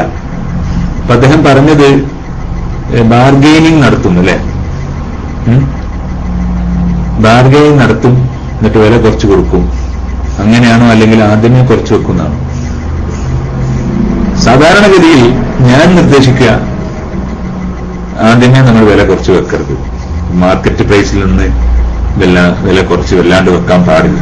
മാർക്കറ്റ് പ്രൈസിന് തന്നെ കൊടുക്കുക. എന്നിട്ട് കസ്റ്റമറുടെ സാന്നിധ്യത്തിൽ വില കുറവ് കൊടുക്കുക. അതാണ് നല്ലത്. അങ്ങനെ വില കുറവ് കൊടുക്കുന്നുണ്ടെങ്കിൽ നിങ്ങൾക്ക് തരുന്ന സ്പെഷ്യലായിട്ട് തരുന്ന ഒരു പരിഗണനയാണ്, കൺസിഡറേഷൻ ആണെന്ന് പറഞ്ഞ് വില കുറവ് കൊടുക്കുക. അല്ലാണ്ട് എല്ലാവർക്കും ആദ്യമായിട്ട് കുറച്ച് വെച്ചാൽ, മാർക്കറ്റ് പ്രൈസും കൂടി ലേശം കുറച്ച് വെച്ചാൽ, കുറച്ച് കൊടുത്തവർ കുറച്ച് വെച്ചിട്ടാണെങ്കിൽ പിന്നെ ഒരു പേഴ്സണൽ കൺസിഡറേഷന് സമയം ഉണ്ടാവില്ല. എല്ലാവർക്കും ഇഷ്ടം എന്താണ്, കസ്റ്റമേഴ്സിന്റെ ഒരു സൈക്കോളജി എന്തൊക്കെയാണെങ്കിൽ he need a personal consideration. ഒരു വ്യക്തിപരമായ പരിഗണന അദ്ദേഹത്തിന് വേണം. അപ്പൊ അദ്ദേഹത്തിന്റെ ദേഷ്യം കുറെ കുറയും. എല്ലാവരെയും സ്ഥിതി ദേഷ്യക്കാരുടെ ഒക്കെ കസ്റ്റമേഴ്സ് ചൂടാവുന്ന കസ്റ്റമേഴ്സിന്റെ ഒക്കെ പ്രശ്നത അവർക്കൊരു വ്യക്തിപരമായ പരിഗണന കൊടുക്കാത്തത് കൊണ്ടാണ്. അല്ലെ വോയിസ് സാഹിബ്, വ്യക്തിപരമായ ഒരു പരിഗണന കൊടുക്കാത്തത് കൊണ്ടാണ് പലപ്പോഴും കസ്റ്റമേഴ്സിന്റെ ദേഷ്യം വരുന്നത്. അപ്പോ അവർക്ക് വ്യക്തിപരമായ ഒരു പരിഗണന കൊടുത്തു നമ്മൾ അവരെ ബോധ്യപ്പെടുത്തിയാൽ മതി. അപ്പൊ അതിനും ചെയ്യേണ്ടതാണ്. അവരുടെ സാന്നിധ്യത്തിൽ വെച്ച് ലേശം വില കുറക്കാൻ പറ്റും. എല്ലാ വില കുറവും ആദ്യം തന്നെ കുറച്ച് വെക്കണ്ട. കുറച്ച് ക്യാഷ് അവർക്ക് ഇൻഡിവിജ്വൽ ആയിട്ട് അത് നിങ്ങൾക്ക് വേണ്ടിയുള്ള ഒരു സ്പെഷ്യൽ ഒരു മാർജിന് അവസാനം അവർക്ക് കൊടുക്കും. വെക്കാൻ വേണ്ടിയുള്ള കുറവേ നമ്മൾ ആദ്യം വെക്കാൻ പാടുള്ളൂ. കേട്ടാ, പതപ്പിക്കൽ. പിന്നെ ഈ ഉവൈസ് കീശേരിയുടെ ഭാഷയിൽ പറഞ്ഞ ഒരു പതപ്പിക്കൽ, സോപ്പിട്ട് പതപ്പിക്കൽ കൺസിഡറേഷനാണ്. ഞാൻ പറയുന്നത് കൺസിഡറേഷനാണ്. കൺസിഡറേഷൻ എന്നേ പറയാൻ പാടുള്ളൂ. പേഴ്സണൽ കൺസിഡറേഷൻ എപ്പോഴും നമ്മൾ കസ്റ്റമേഴ്സിന് കൊടുക്കണം. ഇവർക്ക് ഒരു സ്റ്റോപ്പിൽ ജോലി ചെയ്യുന്ന ആള് കസ്റ്റമർ ചിലപ്പം ചൂടാവുകയും ചെയ്യും. Customer is A king. Customer ചിലപ്പോൾ ചൂടാവുകയൊക്കെ ചെയ്യും. ചൂടാവട്ടെ, മുമ്പ് കുറച്ച് ചൂടാവട്ടെ. നമുക്ക് കച്ചവടം നടക്കല്ലേ വേണ്ടത്. സെയിൽസ്മാൻ ചൂടാകാനൊന്നും പോണ്ട. King never bargain. എന്ത് ബാർഗെയിനിങ് കിങ് ആണ് കസ്റ്റമർ എന്നാണ്. കസ്റ്റമർ കണക്കാണ് ചിലപ്പം ബാർഗെയിനിങ് ഒക്കെ നടത്തിയെന്ന് വരും. അപ്പോ നമ്മൾ ചൂടാകാനൊന്നും പോണ്ട. നമ്മൾ നാളെയോട് നമുക്ക് നാളെയും ഇവിടെ വിൽപ്പന നടത്തേണ്ടതാണ്. കസ്റ്റമർ ഇന്ന് വരും, അയാളിന്ന് അങ്ങനെ പോവുകയും ചെയ്യും. അപ്പൊ അതുകൊണ്ട് നമ്മൾ അയാളോട് അങ്ങോട്ട് ചൂടാകാനൊന്നും പോണ്ട. ഒക്കെ അത് കേൾക്കുക, എന്നിട്ട് അദ്ദേഹത്തിനെ ആശ്വസിപ്പിക്കുക. അങ്ങനെ നല്ല ഒരു ചൂടനാണ് കസ്റ്റമർ. ചൂടൻ വരുമല്ലോ. ഈ ചൂടനെ നമ്മൾ ഏറ്റവും നല്ല ഗുരുനാഥനായിട്ട് കരുതണം. ഞാനങ്ങനെയാണ് ബിസിനസ് ട്രെയിനിങ് എടുക്കുമ്പോൾ പഠിപ്പിക്കുക. ചൂടാകുന്ന കസ്റ്റമർ നമ്മുടെ ഗുരുനാഥനാണ്. അദ്ദേഹത്തിന്റെ വീട്ടിൽ എന്തോ പ്രശ്നം ഉണ്ടാവും. ഇനി അദ്ദേഹത്തിനോട് ചോദിക്കാൻ പോണ്ട. പിന്നെ നിങ്ങൾ വീട്ടിൽ ഭാര്യനെ ഉടക്കിയിട്ടാണല്ലേ വരുന്നത് എന്ന് ചോദിക്കാൻ പോവുകയും ചെയ്യണ്ട. അല്ലേ? ആദ്യം തന്നെ ചോദിക്കുക, ദേശം ചൂടാകുമ്പോൾ നിങ്ങൾ ഭാര്യനെ ഉടക്കി വരും. അതോടുകൂടി ആ കസ്റ്റമർ ആ ബൈക്ക് വരില്ല. ആ കസ്റ്റമർ ആ ബൈക്ക് വരില്ല. അപ്പൊ അതുകൊണ്ട് അങ്ങനെയുള്ള അബദ്ധങ്ങളൊന്നും സംസാരിക്കരുത്. ആളും തരവും നോക്കിയാണ് സംസാരിക്കേണ്ടത്. ആളും തരവും നോക്കിയാണ് സംസാരിക്കേണ്ടത്. കേട്ടോ? ഓക്കെ. അപ്പോ ഞാൻ നേരത്തെ പറയാൻ കരുതിയിരുന്ന ഒരു സംഗതി, നമ്മളൊരു പെർഫെക്ഷനിസ്റ്റ് ആവരുത്. എല്ലാ കാര്യവും വളരെ കൃത്യമായി, വളരെ നമ്മൾ വിചാരിച്ച മാതിരി ഒക്കെ ഞാൻ വിചാരിച്ച മാതിരി തന്നെ നടക്കുമെന്ന് കരുതിയാൽ ദേഷ്യം പിടിക്കാനേ നമുക്ക് സമയം ഉണ്ടാവുള്ളൂ. പെർഫെക്ഷനിസ്റ്റ് ആയാൽ അത് ദേഷ്യത്തിന്റെ ഏറ്റവും വലിയ കൊട്ടയായി നമ്മൾ കാണും. എല്ലാം അങ്ങനെ മുറപോലെ നടക്കണം. അല്ലേ? പാരമ്പര്യം നമ്മുടെ പിന്നെ ദേഷ്യത്തിന് ഉണ്ടാവും എന്നുള്ളതാണ് ഒരു PM വന്നത്. ഞാൻ നേരത്തെ പറഞ്ഞിട്ടുണ്ടായിരുന്നു. പാരമ്പര്യം എന്നല്ല നമ്മുടെ ഉത്തരവാദി. നമ്മുടെ സാഹചര്യങ്ങളെ നമ്മൾ എങ്ങനെ നോക്കിക്കാണുന്നു അതിനനുസരിച്ചാണ്. നമ്മുടെ സാഹചര്യങ്ങളെ നമ്മൾ എങ്ങനെ വിലയിരുത്തുന്നതിനനുസരിച്ചാണ് നമ്മുടെ ദേഷ്യം. നമ്മൾ നന്നായി വായിക്കുകയും അറിയുകയും അന്വേഷിക്കുകയും ചെയ്താൽ നമ്മുടെ ദേഷ്യം നമുക്ക് ഒരുപാട് മാനേജ് ചെയ്യാൻ വേണ്ടി സാധിക്കും, ഒഴിവാക്കാൻ സാധിക്കും. എല്ലാ ദേഷ്യത്തിനും ഒഴിവാക്കാൻ പറ്റുന്നുണ്ട്. ചെന്നാൽ ചിലപ്പോൾ നമുക്ക് ദേഷ്യപ്പെടും. പക്ഷെ നമുക്ക് വിജയകരമായി നമ്മുടെ ദേഷ്യത്തിനെ മാനേജ് ചെയ്യാൻ വേണ്ടി സാധിക്കും. ഓക്കെ. ഈ സംശയം ചോദിക്കുന്നവർക്കുള്ള ചാൻസ് തന്നെയാണ് കേട്ടോ. എന്റെ പ്രഭാഷണത്തിന്റെ സമയം കഴിഞ്ഞതാണ്. സംശയം ചോദിക്കുന്നവർക്ക് വേണ്ടിയിട്ടുള്ള ചാൻസ് ആണ്. സംശയം ചോദിക്കാനുള്ളവർ വന്നോളൂ. നേരത്തെ 2 നേരം ക്യാൻഡിൽസ് ചെയ്ത് നിൽക്കുന്നുണ്ടായിരുന്നു. സംശയത്തിന്റെ സമയമാണ്. ആരെങ്കിലും ഒന്ന് ടൈപ്പ് ചെയ്ത് കൊടുത്താൽ നന്നായി. ക്വസ്റ്റ്യൻ ആൻസർ ടൈമാണ്. ഈ വിഷയത്തിന്റെ ആങ്കർ ഇൻ കമ്മ്യൂണിക്കേഷൻ എന്ന വിഷയത്തിന്റെ ചോദ്യോത്തര വേളയാണ്. നിന്ന് എടുക്കുന്ന റൂമിൽ ടൈപ്പ് ചെയ്തുകൊണ്ടിരുന്നാൽ സംശയം ചോദിക്കാൻ പുതുതായി വരുന്നവർക്ക് ഉപകാരപ്രദമായി മാറും. അല്ലേ? ഇപ്പൊ അതാണ് തുടരുന്നതെന്ന് ആൾക്കാർക്ക് മനസ്സിലാവും. അപ്പൊ അതുകൊണ്ട് അങ്ങനെ ഒന്ന് ചെയ്താൽ നന്നായി. അപ്പൊ നേരത്തെ ഹാൻഡിൽ ചെയ്ത സംശയമുള്ള ബിലാലോ ആരൊന്നും നേരത്തെ ഹാൻഡിൽ ചെയ്ത് വന്നല്ലോ. മുന്നിൽ വരാൻ വേണ്ടി കൈ ഉയർത്തതാണെന്ന് എനിക്കറിയില്ല. ചിലപ്പോ അങ്ങനെ ഉണ്ടാവും. സംശയമുള്ളവർക്ക് ചോദിക്കാവുന്നതാണ്. ഓക്കെ. ഓക്കെ. ഒരു സുഹൃത്ത് ഹാൻഡിൽ ചെയ്തിട്ടുണ്ട്. അദ്ദേഹത്തിന് വേണ്ടി ഞാൻ വയ്ക്കുന്നത്. ഹലോ, അസ്സലാമു അലൈക്കും. കേൾക്കുന്നുണ്ടോ ഡോക്ടർ? ഈ പെട്ടെന്നുള്ള ദേഷ്യം കുറക്കാൻ വേണ്ടിയിട്ട് എന്താ ചെയ്യേണ്ടത്? പെട്ടെന്ന് നമ്മൾ ആരുടെയും സംസാരിച്ചിരിക്കുമ്പോ അവര് നമുക്ക് പറ്റാത്ത എന്തെങ്കിലും പറയുമ്പോ പെട്ടെന്ന് ദേഷ്യം വരാം. ഇതിനെ നിയന്ത്രിക്കാൻ വേണ്ടി എന്താ ചെയ്യേണ്ടത്? നല്ല ചോദ്യമാണ്. പിന്നെ നമുക്ക് പറ്റുന്നത് മാത്രമേ മുമ്പ് പറയുള്ളൂ. നമ്മൾ അതിന് ആ ധാരണ നമ്മൾ മാറ്റണം. മറ്റു വ്യക്തികൾ അവരുടെ നിലവാരത്തിനും അവരുടെ മനസ്സിലാക്കലിനും അനുസരിച്ചാണ് സംസാരിക്കുന്നത്. എനിക്ക് പറ്റിയാലും ശരി, പറ്റില്ലെങ്കിൽ ശരി, അവൻ അവന്റെ സംസ്കാരം കാണിക്കുന്നു. അവൻ വീട്ടിൽ പഠിച്ചത്, അവൻ കണ്ടുപഠിച്ചത്, അവൻ കേട്ടു പഠിച്ചതൊക്കെ അവന്റെ സംസ്കാരത്തിൽ വരും. ഓരോ മനുഷ്യൻ വ്യത്യസ്തരാണ്.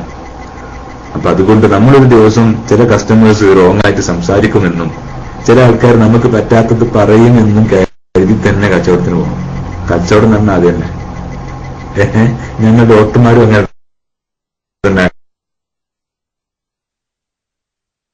കാണേണ്ടത്. ഒരാൾ ചിലപ്പോ നമുക്ക് പിന്നെ അത് അങ്ങനെ കരുതി തന്നെ പോണം കേട്ടോ. അങ്ങനെ കരുതി തന്നെ പോകണം. ഒരാൾ ദേഷ്യം പിടിപ്പിക്കുന്ന ഒരു ചൊറി പിടിപ്പിക്കുന്ന ഒരാളുണ്ടാവും എന്ന് കരുതി തന്നെ നമ്മൾ പോകാൻ പാടുള്ളൂ. പെട്ടെന്ന് ദേഷ്യം വന്നാൽ എങ്ങനെ മാനേജ് ചെയ്യുന്നുണ്ട്. നമുക്ക് ദേഷ്യം വരുമ്പോൾ തന്നെ നമുക്ക് മനസ്സിലാക്കണം എനിക്ക് ദേഷ്യം വരുന്നുണ്ട്. Self awareness about one's anger. എനിക്ക് ദേഷ്യം വരുന്നുണ്ട് ഞാൻ മനസ്സിലാക്കണം. ആ ദേഷ്യം വരുമ്പോൾ തന്നെ മനസ്സിലാക്കണം. അതെങ്ങനെയാ മനസ്സിലാവുക? ദേഷ്യം വരുന്ന സമയത്ത് ഇതൊക്കെ പറയാൻ തോന്നും, ഇതൊക്കെ പറഞ്ഞുവിടാൻ തോന്നും, ഒരു കൺട്രോൾ കിട്ടൂല. അപ്പൊ നമ്മൾ ഒന്ന് ഒഴിവെടുക്കുകയോ അല്ലെങ്കിൽ ആയതിനെ കുറിച്ച് ചോദ്യമൊക്കെ ചെയ്ത് പിന്നെ ഈ ദേഷ്യം വരുന്ന എനിക്ക് ദേഷ്യം വരുന്ന ഒരു സാഹചര്യം ഉണ്ട് എന്നും പിന്നെ എന്താ പറയാ ദേഷ്യം വരുന്ന ഒരു സാഹചര്യം ഉണ്ട് എന്നും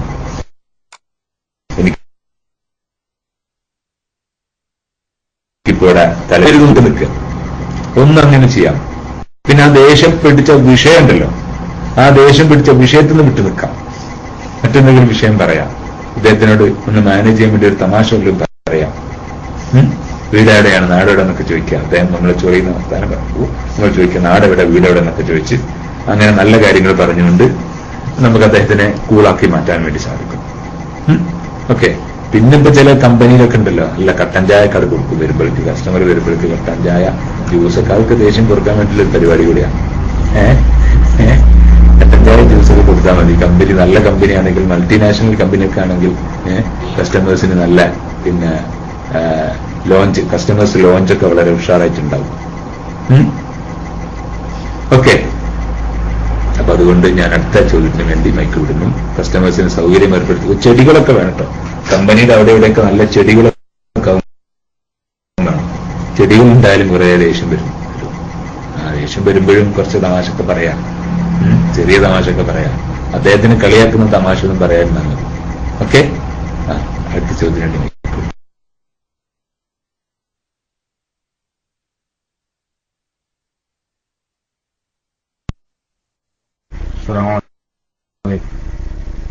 ഞാൻ ചോദിക്കുന്നത് എന്റെ ഒരു സുഹൃത്തിന് വേണ്ടിയിട്ടാണ്. ഒരു 45 വയസ്സിന്റെ മേലുണ്ട്. എന്റെ ഒപ്പം ജോലി ചെയ്യുന്ന ആളാണ്. ഇങ്ങനെ വീട്ടില് തമ്പാക്കാണ്. മൂപ്പർക്കുള്ള പ്രശ്നം എന്താ വെച്ചാൽ എന്ത് പറഞ്ഞാലും ഭയങ്കരമായിട്ട് ചൂടായി. ചെറുതായിട്ടല്ല, എന്റെ പറയേണ്ടത് മൂപ്പർക്കല്ല. ആളാണെങ്കിൽ വളരെ ശുദ്ധ മനസ്സിലാണ്. അത്ര ഞങ്ങൾ പറയും ഞങ്ങൾ 10-15 ആളുകളുണ്ട് ഇവിടെ. ഞങ്ങളെ കൂട്ടത്തിലെ ഏറ്റവും ശുദ്ധ മനസ്സുള്ള ആളാണ്. പക്ഷെ എന്താണ് ചെറിയ ഒരു കാര്യങ്ങൾ പറയുമ്പോൾ തന്നെ മൂപ്പർക്ക് ഭയങ്കരമായിട്ട് ചൂടാവും. എന്താ മൂപ്പർ പറയാന്ന് മൂപ്പർക്ക് അറിയില്ല. അത് ആരോടായാലും അങ്ങനെ സ്വഭാവമാണ്. മൂപ്പര് അളിയൻ ഒരു ദിവസം ഇവിടെ വന്നിട്ട് കുറച്ച് മാർക്സിസ്റ്റ് ആണ്. മൂപ്പര് അളിയൻ ഒരു ദിവസം ഇവിടെ വന്നിട്ട് മൂപ്പര് ലീഗിനെ പറ്റി നന്നായി പറഞ്ഞിട്ട് മൂപ്പരാളോട് ചൂടായി ലാസ്റ്റ്. കാരണം മൂപ്പര് അനക്കാനുള്ള ഞാൻ തിന്നാൻ തന്നു എന്നൊക്കെ പറഞ്ഞിട്ട് ചൂടായി. അളിയന്മാരെന്നൊക്കെ പറഞ്ഞാൽ അത്ര കൂടുതൽ സ്നേഹിക്കണം മനസ്സിലാവും. കുടുംബം എന്ന് പറഞ്ഞാൽ ഇപ്പോഴും മൂപ്പര് കുറഞ്ഞ സംഭവക്കാരനാണ്. ഇപ്പോഴും മൂപ്പര് പെങ്ങന്മാരൊക്കെ കഴിച്ചേക്കും. എല്ലാവരും അത്യാവശ്യം ജീവിക്കാൻ ഒപ്പുള്ളത്. എന്നിട്ട് മൂപ്പര് അവർക്കൊക്കെ പെരുന്നാൾക്ക് ഞങ്ങളൊക്കെ പറയും എന്തിനാ ഇങ്ങനെ പൈസ അയക്കണം, പെരുന്നാൾ വന്നാലും അങ്ങനെയൊക്കെ പൈസ. അത്രയും നല്ല മനസ്സാ. പക്ഷെ ഈ ദേഷ്യം മൂപ്പർക്ക് എങ്ങനാലും പിടിക്കാൻ കഴിയാത്തൊരു കേസാ. അപ്പൊ അതിനെപ്പറ്റി ഒന്ന് പറയുന്നത്. അസ്സലാമു അലൈക്കും. നല്ല ചോദ്യമാണ്. കേൾക്കുമ്പോൾ തമാശയൊക്കെ തോന്നും നമുക്ക്. പക്ഷെ അത് അനുഭവിച്ചവർക്കും മൂപ്പര് ചുറ്റുവട്ടത്തിൽ ഇരിക്കുന്നവർക്കും അതിന്റെ ശരിയായ വിഷയം മനസ്സിലാവുള്ളൂ. പക്ഷെ ഇവിടെ മനസ്സിലാക്കേണ്ട ഏറ്റവും ഗുരുതരമായ ഒരു സംഗതി ഇഹിയാ ഉലൂമുദ്ദീൻ എന്നൊരു കിതാബില് പറയുന്നുണ്ട്. ഈ അമിതമായ ദേഷ്യം, മിതമായ ലൈംഗികമായ താല്പര്യങ്ങൾ, ഇത്തരം സംഗതികളൊക്കെ പിശാചിന്റേതാണ്. ഇതൊക്കെ പിശാച് വന്നുണ്ടാണതെന്ന് പറയുന്നുണ്ട്. അപ്പൊ അതുകൊണ്ട് അമിതമായ ദേഷ്യം വരുന്ന വ്യക്തി ഒന്ന് മനസ്സിലാക്കണം, അദ്ദേഹത്തിന് പിന്നെ നല്ല ചെകുത്താന്റെ ശല്യം ദേശം കൂടുതലുണ്ട് എന്ന് അദ്ദേഹം ആദ്യം മനസ്സിലാക്കണം. അദ്ദേഹം നല്ല ക്ലാസ്സിൽ പേരോട് ഉസ്താദിന്റെ സീഡിയൊക്കെ കുറെ കേൾക്കട്ടെ. പേരോട് ഉസ്താദിന്റെ സീഡിയൊക്കെ വളരെയധികം കേൾക്കട്ടെ. പിന്നെ ഒരു കൗൺസിലിംഗ് ആണ് അദ്ദേഹത്തിന് നന്നാവുക. ഒരു കൗൺസിലിംഗ് നന്നാവും. കാരണം പിന്നെ ദേഷ്യം പിടിക്കുന്ന സമയത്ത് ഹാർട്ടിന്റെ സ്പീഡൊക്കെ കൂടി, ഹാർട്ട് 74 പോകേണ്ട 72 പോകേണ്ടതാണ് ഹാർട്ട്. മിനിറ്റിൽ 72 തവണ. ദേഷ്യം പിടിക്കുമ്പോൾ ഏതാണ്ട് 144 എത്തും. അങ്ങനെ പടപടാന്ന് അടിച്ച് ദേഷ്യം പിടിക്കുന്ന ആൾ ഏതാണ്ട് ഒരു 10 വർഷം നേരത്തെ മരിച്ചു വരാൻ സാധ്യതയുണ്ട്. നിരന്തരമായി ദേഷ്യം പിടിക്കുന്ന ഒരാൾ ആ കാരണം കൊണ്ട് തന്നെ ഒരു 10 വർഷം നേരത്തെ മരിച്ചു പോവാൻ സാധ്യതയുണ്ട്. അപ്പൊ അതുകൊണ്ട് അദ്ദേഹത്തിന്റെ കാര്യങ്ങളൊക്കെ പറഞ്ഞ് ബോധ്യപ്പെടുത്തി അദ്ദേഹം നല്ല ക്ലാസ്സിലൊക്കെ വരട്ടെ, നമ്മുടെ KMIC-യിലെ ക്ലാസ്സുകൾക്കൊക്കെ ഒന്ന് വരട്ടെ.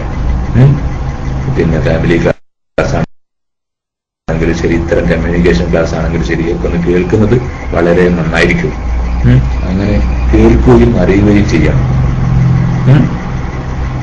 കേട്ടോ. പിന്നെ അദ്ദേഹത്തിന്റെ എന്താ ഒരു സംതിങ് സൈക്കോളജിക്കലായ പിന്നെ ഒരു സംഗതി അതിനകത്ത് ഉണ്ടാവും അല്ലേ? എന്തോ ഒരു സംഗതി അതിനകത്ത് ഉണ്ടാവും. അപ്പൊ അതുകൊണ്ട് പിന്നെ അതുകൂടി ഒന്ന് കണ്ടെത്തേണ്ടതുണ്ട് എന്ന് ഓർപ്പിക്കുന്നു. പിന്നെ ഒരാള് ഭയങ്കരമായിട്ട് ടെൻഷൻ അടിക്കും എന്നാ പറഞ്ഞത്. ചെറിയ കാര്യത്തിന് ടെൻഷൻ അടിക്കും. അത് അദ്ദേഹത്തിന്റെ ഒരു പക്ഷേ നല്ലൊരു കൗൺസിലിംഗ് അദ്ദേഹത്തിന് വേണ്ടി വരും. അതെന്തുകൊണ്ടാണെന്ന് എനിക്ക് പറയാൻ സാധിക്കില്ല. അദ്ദേഹം പെട്ടെന്ന് ടെൻഷൻ അടിക്കുന്ന ഒരാൾ PM അടിച്ചു.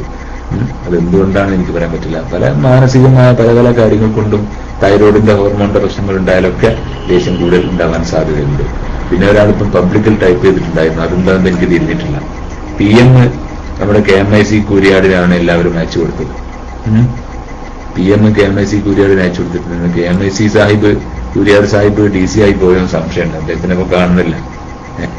PM ഒക്കെ മുപ്പര കയ്യിലാണ് പിന്നെ ഉള്ളത്. തൈറോയിഡിന്റെ പ്രശ്നമുള്ളവർ പെട്ടെന്ന് ദേഷ്യപ്പെടാൻ സാധ്യതയുണ്ട് കേട്ടോ. പിന്നെ പൊതുവെ പെണ്ണ് കാണാൻ പോകുമ്പോൾ തന്നെ ശ്രദ്ധിക്കേണ്ട ഒരു കാര്യം കൂടി ഉണ്ട്. പെൺകുട്ടിക്ക് ലേശം മീശയും താടിയൊക്കെ കൂടുതലുണ്ടെങ്കിൽ ആ പെൺകുട്ടിക്ക് പൊതുവെ ദേഷ്യപ്പെടാനുള്ള സാധ്യതയും കൂടുതലുണ്ടാവും. മുട്ടത്തൊക്കെ നോക്കുമ്പോൾ ലേശം രോമവളർച്ചയൊക്കെ കാണും ചില ആൾക്കാർക്ക്. തൈറോയിഡിന്റെ പ്രശ്നമുള്ളവർക്ക് എൻട്രിനോ ജനൈറ്റൽ സിൻഡ്രോം എന്നതിന് പറയാം. അവർക്ക് ലേശം ദേഷ്യത്തിനും സാധ്യത കൂടുതലുണ്ട് എന്നാണ് നമ്മൾ മനസ്സിലാക്കേണ്ടത്. ഓക്കെ. കുട്ടിയോട് പെട്ടെന്ന് ദേഷ്യം വരും, അതിനുശേഷം ഖേദം വരികയും ചെയ്യും അല്ലേ? പിന്നെ ടെൻഷനാവും. അതൊക്കെ സംഗതി പിന്നെ അമിതമായ ദേഷ്യത്തിന്റെ പിത്തന തന്നെയാണ്. അമിതമായ ദേഷ്യത്തിന് മരുന്നുണ്ട് കേട്ടോ. നല്ല ദേഷ്യക്കാർക്കും ഭ്രാന്തന്മാർക്കും ഏതാണ്ട് ഒരേ മെഡിസിനാണ്.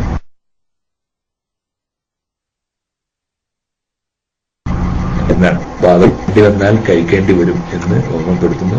അടുത്ത ചോദ്യങ്ങൾക്ക് വേണ്ടി ഞാൻ പിന്നെ ശ്രോതാക്കളെ ക്ഷണിക്കുന്നു. ചോദ്യങ്ങൾ ചോദിക്കാൻ വേണ്ടി വന്നവരൊക്കെ ഹാൻഡിൽ ചെയ്തോളൂ കേട്ടോ.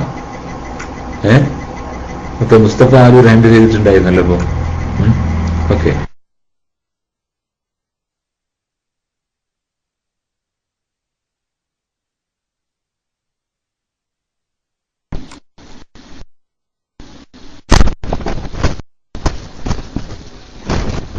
അസ്സലാമു അലൈക്കും വറഹ്മത്തുള്ളാഹി വബറകാതുഹു. ഡോക്ടർ സൗണ്ട് കേൾക്കുന്നുണ്ടോ? വോയിസ് കേൾക്കുന്നുണ്ടോ? വോയിസ് കേൾക്കാമോ? ഇൻഷാ അല്ലാഹ്.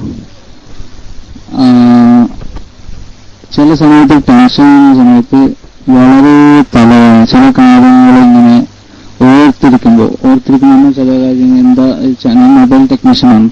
അപ്പൊ ചില കാര്യങ്ങളിങ്ങനെ ഓരോ കോൺസെൻട്രേഷൻ ഇൻഷാ അല്ലാഹ് നമുക്ക് ഡോക്ടർ എന്ന് പറയുന്നത്.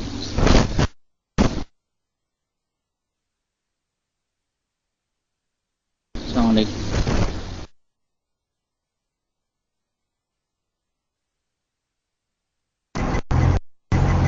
എന്തോ ഒരു ക്ലിയർ കുറവ് ഉണ്ടായിരുന്നല്ലോ. എന്തായിപ്പോ നിങ്ങൾ പറഞ്ഞത്? എന്തോ ഒരു ക്ലിയർ കുറവ് ഉണ്ടായിരുന്നു. ജസ്റ്റ് ഒന്ന് ടൈപ്പ് ചെയ്താൽ നന്നായി. എന്റെ ഒരു തുടക്കം ഒന്ന് ടൈപ്പ് ചെയ്താൽ. എന്തോ ടെൻഷൻ എന്നാണ് പറഞ്ഞത്. അതിന്റെ ഒന്നുകൂടി മൈക്കെടുക്കുന്നോ? മൈക്കൊന്ന് ക്ലിയർ ആക്കിയിട്ട് ഒന്നുകൂടി മൈക്കെടുക്കേക്കുന്നു നന്നാവുക. ഒരു ക്ലിയർ കുറവ് ഉണ്ടായിരുന്നു ഇവിടെ, ഒന്നും മനസ്സിലായില്ല. ഓക്കെ, മൈക്ക് വിട്ടേ.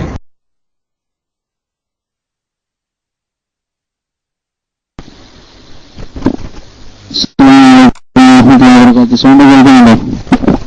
വോയിസ് കേൾക്കാമോ? വോയിസ് കേൾക്കാമോ? ക്ലിയർ ഇല്ല.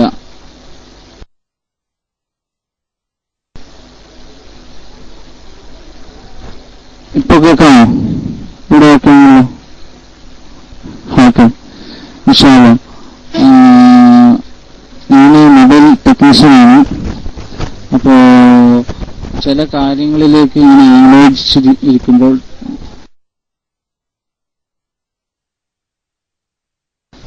തല ഇങ്ങനെ അസ്സലാമു അലൈക്കും.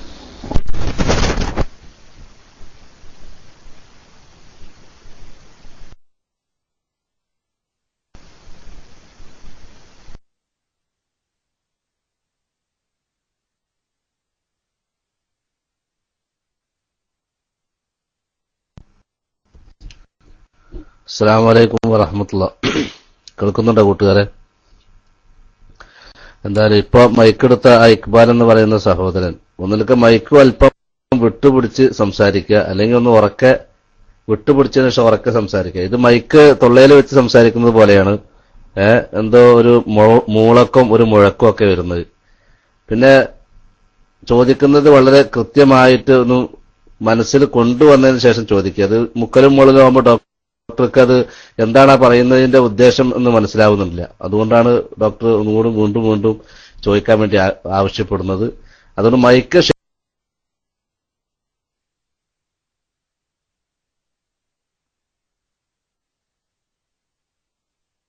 ശരിയായാൽ ചോദ്യങ്ങളൊക്കെ വന്നിട്ടുണ്ടായേക്കാം. ഇൻഷാ അല്ലാ അതിനൊക്കെ ഡോക്ടർ മറുപടി പറയും. ഇൻഷാ അല്ലാ. അല്ലാഹു തആല ഡോക്ടർക്ക് അദ്ദേഹത്തിന്റെ ചികിത്സയിലൊക്കെ എല്ലാവിധ ശിഫയും നൽകി അല്ലാഹു തആല അനുഗ്രഹിക്കുമാറാവട്ടെ. നമുക്കെല്ലാവർക്കും ഉപകാരപ്രദമാകുന്ന രീതിയിലുള്ള ക്ലാസുകൾ നൽകാൻ ഡോക്ടർക്കും അല്ലാഹു തആല തൗഫീക്ക് നൽകുമാറാവട്ടെ എന്ന് പ്രാർത്ഥിച്ചിട്ട് അദ്ദേഹത്തിന് ഡോക്ടർക്ക് തന്നെ മൈക്ക് കൈമാറുന്നു. അസ്സലാമു അലൈക്കും വറഹ്മത്തുള്ളാഹി.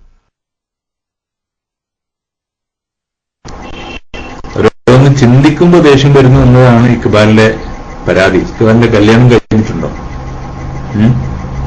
ഇക്ബാൽ ബാച്ചിലർ ആണോ അല്ലെങ്കിൽ എന്താന്ന് അടിച്ചാൽ കൊള്ളാം.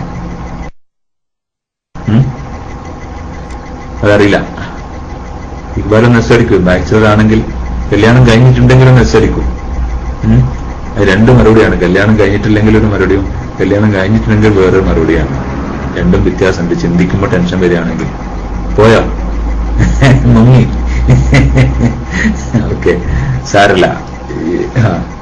ചിന്തിക്കുമ്പോൾ ടെൻഷൻ വരാൻ പല പല കാരണങ്ങളും ഉണ്ട്. നമ്മുടെ ചിന്തകൾക്കനുസരിച്ചാണ്. പല ആൾക്കാർക്കും ഇങ്ങനെ പല കാര്യങ്ങൾ ചിന്തകൾ ഇങ്ങനെ കാട് കയറുന്ന ചിന്തകൾ അവസാനം തലവേദനയായിട്ട് മാറും. തലവേദനയായിട്ട് മാറാൻ സാധ്യതയുണ്ട് കാട് കയറുന്ന ചിന്തകൾ. അങ്ങനെയാണ് പല ആൾക്കാർക്കും ചിന്തയുടെ തലവേദന ഉണ്ടാകുന്നത്. അപ്പോ കല്യാണം കഴിയാത്ത ആൾക്കാർക്ക്, ചില ആൾക്കാർക്ക് പ്രണയബന്ധം ഏറ്റവും കൂടുതൽ തലവേദന ഉണ്ടാക്കുന്ന സംഗതിയാണ് പ്രണയം. കല്യാണം കഴിയാത്ത ഒരാളാണെങ്കിൽ ആരോടെങ്കിലും പ്രണയം ഉണ്ടെങ്കിൽ അതാണ് ഏറ്റവും വലിയ തലവേദന. പൊതുവെ മനോഹരായ ആളുകളൊക്കെ കണ്ടുവരുന്ന ഒരു തലവേദന ഇതാണ്, ലവ് ഹെഡ് ഏക്ക്. കല്യാണം കഴിഞ്ഞവർക്കാണെങ്കിൽ കുടുംബ ബന്ധത്തിൽ എന്തെങ്കിലും പ്രശ്നങ്ങളായിരിക്കും, അവർക്കൊരു ഫാമിലി കൗൺസിലിംഗ് ചിലപ്പോൾ വേണ്ടി വരും. കുടുംബ ബന്ധത്തിൽ എന്തെങ്കിലും പ്രശ്നങ്ങൾ കൊണ്ടായിരിക്കും പിന്നെ ഈ ഇങ്ങനെ ടെൻഷനാവുന്ന പ്രശ്നങ്ങളെ കുറിച്ച് ചിന്തിക്കുന്നതായിരിക്കും. അപ്പൊ പ്രശ്നങ്ങളെ കുറിച്ച് ചിന്തിക്കാതിരിക്കുകയും പരമാവധി പ്രശ്നങ്ങൾ മനസ്സിലേക്ക് വരുന്ന സമയത്ത് മറ്റു നല്ല കാര്യങ്ങൾ ചിന്തിച്ച് മനസ്സിനെ റാഹത്താക്കുകയുമാണ് ചെയ്യേണ്ടത് എന്ന് ഓർമ്മിപ്പിക്കുന്നു. EM-ലൂടെ സംശയങ്ങൾ ചോദിക്കാൻ വേണ്ടിയിട്ട് നേരത്തെ നമ്മൾ പിന്നെ KMIC കൂരിയാടിനെ ചുമതലപ്പെടുത്തിയിട്ടുണ്ടായിരുന്നു. അദ്ദേഹം DC ആയി പോയിട്ടുണ്ട്. അപ്പോ പിന്നെ അദ്ദേഹത്തിന് PM അടിച്ചവരൊക്കെ പിന്നെ ചോദ്യം ചോദിക്കാൻ പറ്റിയെന്നും വരില്ല. സാരല്ല, പോട്ടെ. അകാരണ ഭയവും ദേഷ്യവും വരുന്നു. അകാരണമായ ഭയവും ദേഷ്യവുമാണെങ്കിൽ മിക്കവാറും അതാത് രാത്രിയൊക്കെ ഒന്ന് ചെല്ലി നോക്കുക എല്ലാ ദിവസവും. എന്നാലും ദേഷ്യം കുറയും. അതാത് രാത്രി ചെല്ലി നോക്കുക. എന്നിട്ടൊന്നും ദേഷ്യം കുറയുന്നില്ലെങ്കിൽ നല്ലൊരു കൗൺസിലറെ കാണുകയും ചെയ്യുക. അതാത് രാത്രി ദേഷ്യം കുറയാനും അതുപോലെ ടെൻഷൻ, ഭയം, അകാരണമായ ഭയം കുറയാനൊക്കെ വളരെ നല്ല ഫലപ്രദമായ ഒരു ഔഷധമാണ് എന്നാണ് ഉസ്താദുമാർ പറയാറുള്ളത്. അപ്പോ മതപരമായ ഇൽമും ഭൗതികമായ ഇൽമും ഒക്കെ നമുക്ക് വേണം. എല്ലാ വിജ്ഞാനവും പിന്നെ നല്ല സമാധാനവും സന്തോഷമൊക്കെ ഉണ്ടാക്കുക. മതപരമായ അഖ്ലാഖ് അല്ലെങ്കിൽ സ്വഭാവ രൂപീകരണം വളരെ പ്രധാനപ്പെട്ടതാണ്. മതപരമായ ബോധം നമുക്ക് പ്രായപൂർത്തി എത്തിയതിന്റെ ശേഷം കുറച്ച് ദീനിനെ കുറിച്ച് പഠിക്കാൻ വേണ്ടി ശ്രദ്ധിക്കണം. അപ്പൊ കുറെ നമ്മുടെ സ്വഭാവം നന്നാവും. കുട്ടിക്കാലത്ത് മാത്രം പഠിച്ച് അടുത്തച്ച് പോന്നാ പോരാ. പ്രായം വന്ന് വലിയ കാക്കയും കാരണൊരു കായന്റെ ശേഷവും മതപരമായിട്ട് സ്വഭാവങ്ങളും പെരുമാറ്റങ്ങളും അഖ്ലാഖും ദീനിയാത്തല്ല അഖ്ലാഖ് അതുപോലെയുള്ള തസവൂഫ് നമ്മുടെ വഫാ സാഹിബൊക്കെ പറയാറുള്ളത് പോലെ അതൊക്കെ ഒന്ന് പഠിക്കാൻ വേണ്ടി ശ്രദ്ധിച്ചാൽ കുറെ ദേഷ്യം നമുക്ക് മാനേജ് ചെയ്യാൻ വേണ്ടി സാധിക്കുമെന്ന് ഓർമ്മപ്പെടുത്തുന്നു. അടുത്ത ചോദ്യം മേഖല.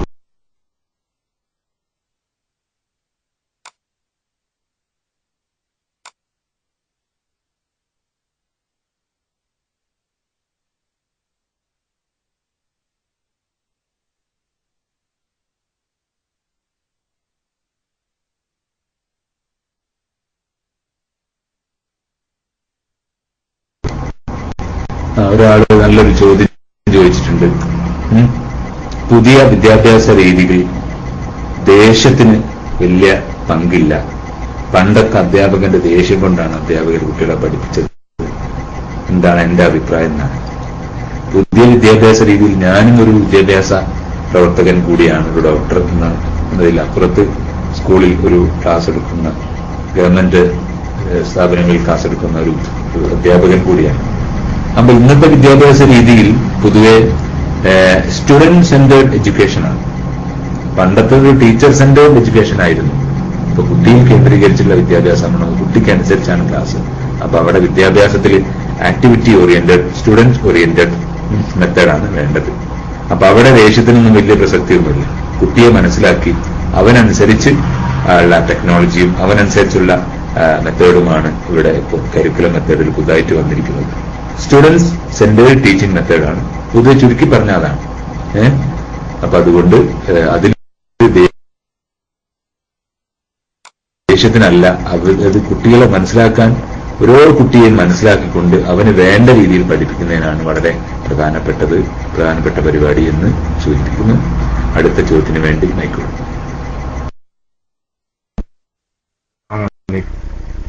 കേൾക്കുന്നുണ്ടല്ലോ ഡോക്ടർ. എന്റെ പ്രശ്നം എന്താ വെച്ചാൽ, ഞാൻ നേരത്തെ ചോദിച്ച എന്റെ സുഹൃത്താണ്. എന്റെ പ്രശ്നമാണ്, എന്നെ ഒരാള് പരിചയപ്പെട്ടാല് ഒരൊറ്റ വട്ടം കണ്ടാൽ പിന്നെ അവരെന്നെ മറക്കൂല. അത്രയും എന്നിട്ട് അടുക്കും ആൾക്കാർ. പെട്ടെന്ന് ഞാൻ ആൾക്കാരായിട്ട് എന്താ എനിക്കറിയില്ല, ആരും എന്നെ അത്രയും ഓർത്തിരിക്കും. പക്ഷെ എന്നെ കൂടുതലായിട്ട് എന്നോട് ഇടവൈകിയ ആൾക്കാരാണെങ്കിൽ എന്നെ വെറുക്കുന്നത്.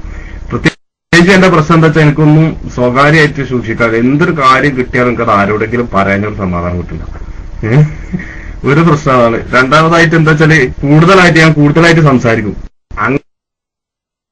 അങ്ങനെ മറ്റുള്ളവർക്ക് ശല്യമായിട്ടാണെന്ന് എനിക്കറിയില്ല. കുറെ കാലങ്ങൾ എന്നിട്ട് പരിചയമുള്ള ആൾക്കാർക്ക് എന്നെ ഒരു ദേഷ്യം ഉണ്ടാവും. നേരെ മറിച്ച് ഇന്ന് ഒരൊറ്റ വട്ടം ഒരാൾ എന്നിട്ട് ഒരു 10 മിനിറ്റ് സംസാരിച്ചാൽ മതി, അത് എത്ര കൊല്ലം കഴിഞ്ഞാൽ അവർക്ക് ഇന്ന് ഓർമ്മ ഉണ്ടാവും. എന്താ അതിന്റെ കാരണം ഡോക്ടർ ഒന്ന് വിശദീകരിക്കും. ശരിയാണ്.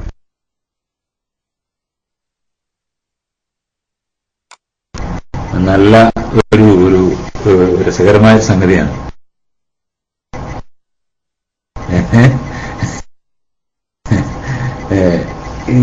ഒരു പഴഞ്ചൊല്ലുണ്ട്, every fool can start a relationship but only a smart person can maintain it എന്ന് പറയാറുണ്ട്.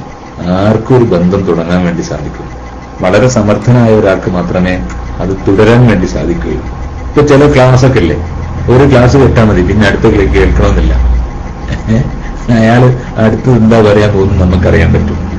അത് ചില വ്യക്തിപരമായ പ്രത്യേകതകളാണ്. നമ്മളൊരു പുതുമയുള്ള വ്യക്തിയായി മാറണം. ആൾക്കാർക്ക് കുറെ കാലം കഴിയുമ്പോൾ നമ്മളെ ബോറടിക്കുന്നത്.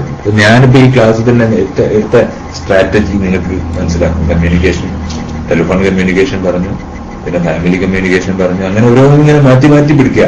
എന്നാലും ആൾക്കാർ കിട്ടില്ല. എല്ലാ ദിവസവും ഒരേ സാധനം തന്നെ വിളമ്പിയാൽ ആ സാധനം പഴഞ്ചോറായി മാറും. പിന്നെ ആർക്കും ഇഷ്ടപ്പെടില്ല. അപ്പൊ അതുകൊണ്ട് പുതിയ സാധനങ്ങൾ നമുക്ക് കൊടുക്കാൻ വേണ്ടി സാധിക്കും. ന്യൂ ഐഡിയാസ്, എപ്പോഴും ഒരു പുതിയ ആശയങ്ങൾ കയ്യിലുള്ള ആളായി നമുക്ക് മാറാൻ. അപ്പൊ പിന്നെ ആദ്യം നമ്മൾ സംസാരിക്കുമ്പോൾ നമ്മൾ പറയുന്നതൊക്കെ അയാൾ കേൾക്കും. പിന്നെ കുറച്ചു കാലം കഴിയുമ്പോൾ എപ്പോഴും നമ്മൾ കേൾപ്പിക്കാൻ വേണ്ടി മാത്രം ശ്രമിക്കുകയും ചെയ്യരുത്. അപ്പൊ നിങ്ങളുടെ കുഴപ്പം ഞാൻ മനസ്സിലാക്കുന്നത്, ഒറ്റയടിക്ക് ഞാൻ മനസ്സിലാക്കുന്നത് നിങ്ങൾ നല്ലൊരു കേൾവിക്കാരനല്ല എന്നുള്ളതാണ്. നിങ്ങൾ നല്ലൊരു കേൾവിക്കാരനല്ല എന്നുള്ളതാണ്. നിങ്ങൾ പറയും, നല്ല സംസാരിക്കുന്നയാളാണ്.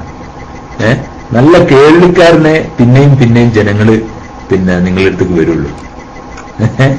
കേട്ടോ? അപ്പൊ അതുകൊണ്ട് നല്ലൊരു കേൾവിക്കാരനാവാൻ വേണ്ടി നിങ്ങൾ ശ്രദ്ധിക്കണം. കേൾക്കുന്നതാണ് ജനങ്ങൾക്ക് പറയുന്നതിലേറെ ഇഷ്ടം. ജനങ്ങൾ പറയുന്നതൊക്കെ കേൾക്കണം. കേൾക്കുമ്പോഴാണ് ജനങ്ങൾ കൂടുതലായിട്ട് നിങ്ങൾ ഇഷ്ടപ്പെടുക എന്ന് കൂട്ടത്തിൽ ഒരു ടിപ്പായി ഞാൻ ഓർമ്മിക്കുന്നു. അടുത്ത ചോദ്യം നീക്കും.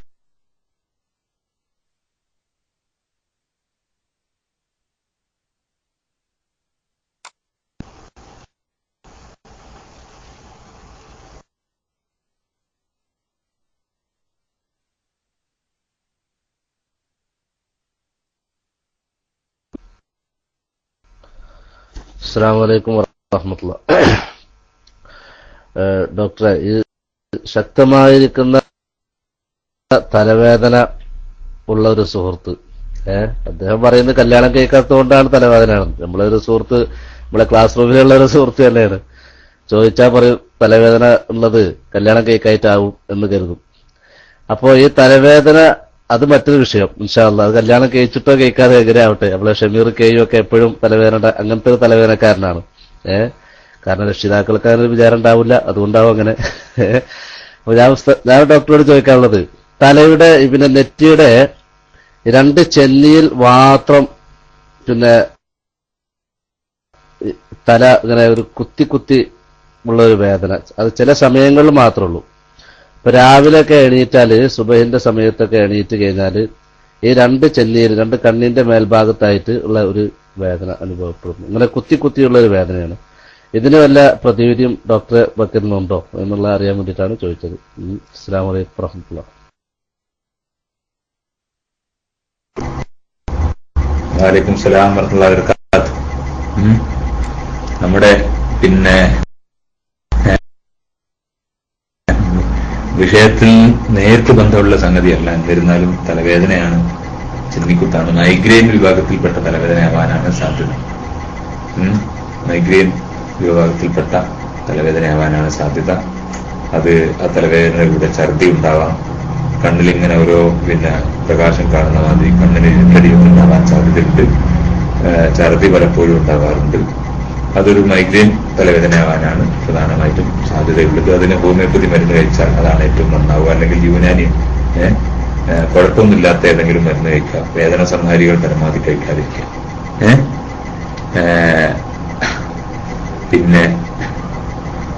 പിന്നെന്താണ് ചെറിയ രീതിയിൽ PMH ചോദിക്കുന്നത്, ചെറിയ സൈസ് നമ്പർ 1 PMH ചോദിക്കുന്നവർക്ക് മറുപടി പറയാൻ എനിക്ക് ഭയങ്കര ബുദ്ധിമുട്ടുണ്ട്.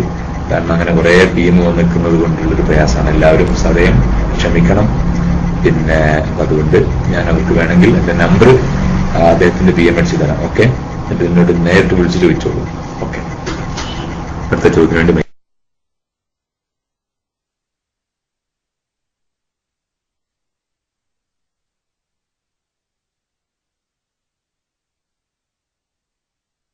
അത്യാവശ്യം ദിക്റും സലാത്തൊക്കെ ചെല്ലുന്ന ആളാണ്.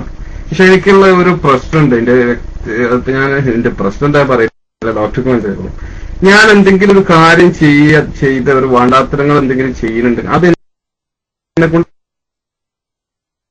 ഒറ്റയ്ക്ക് നിർത്താനില്ല. ഞാൻ പരമാവധി എല്ലാം ഈ പറഞ്ഞമാതിരി വയറും കാര്യങ്ങളും ഏതെങ്കിലും ഞാൻ ഈ ക്ലാസ് റൂമിൽ ഞാൻ 12 വരെ. പക്ഷെ എങ്ങനെ പോലെ ഇന്റർനെറ്റ് ഡോക്ടർക്ക് ഞാൻ പറയേണ്ട ആവശ്യമില്ല. എങ്ങനെ ഞാൻ വേണ്ടാന്ന് വെച്ച് എത്ര ശ്രദ്ധിച്ച് എന്ത് ചെയ്താലും ശരി, കുറച്ച് കഴിഞ്ഞാൽ അല്ലെങ്കിൽ ഒരു ടൈമിൽ ഞാൻ അതിലേക്ക് തന്നെ പിന്നെയും ശരിക്കും അതിക്കന്നെ എത്തിപ്പെടുക. അതിന് കഴിച്ചില്ല ഞാൻ എന്താ ചെയ്യേണ്ടത്? എത്ര ശ്രദ്ധിച്ചിട്ട് ഞാൻ ഒരുപാട് ദിക്റും സലാത്തുകളൊക്കെ അത്യാവശ്യം ചെല്ലുന്നുണ്ട്. അതേമാതിരി വയറും കാര്യങ്ങളും അത് കേൾക്കുമ്പോൾ നമുക്ക് ഭയങ്കരമായിട്ട് പേടിയും കാര്യങ്ങളൊക്കെ ഉണ്ടാവും. പക്ഷെ എങ്കിലും പിന്നെ നമ്മൾ ആ തെറ്റിലേക്ക് തന്നെ ചെന്ന് പെടുന്നവര് അതിന് കഴിച്ചിലാണ് എന്ത് ചെയ്യേണ്ടതെന്ന് ഡോക്ടർ പറഞ്ഞു. അത് വേറെ മനസ്സിലാവും.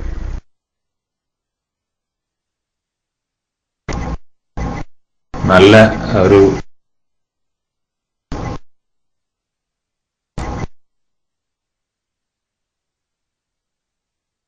പ്രശ്നം തന്നെയാണ്. പല ആൾക്കാരും ഇതൊരു ഹാബിറ്റായി പോയത് അപ്പൊ അതുകൊണ്ട് നിങ്ങൾ ചെയ്യേണ്ടത് പുതിയ എന്തെങ്കിലും ഹാബിറ്റ് തുടങ്ങുക.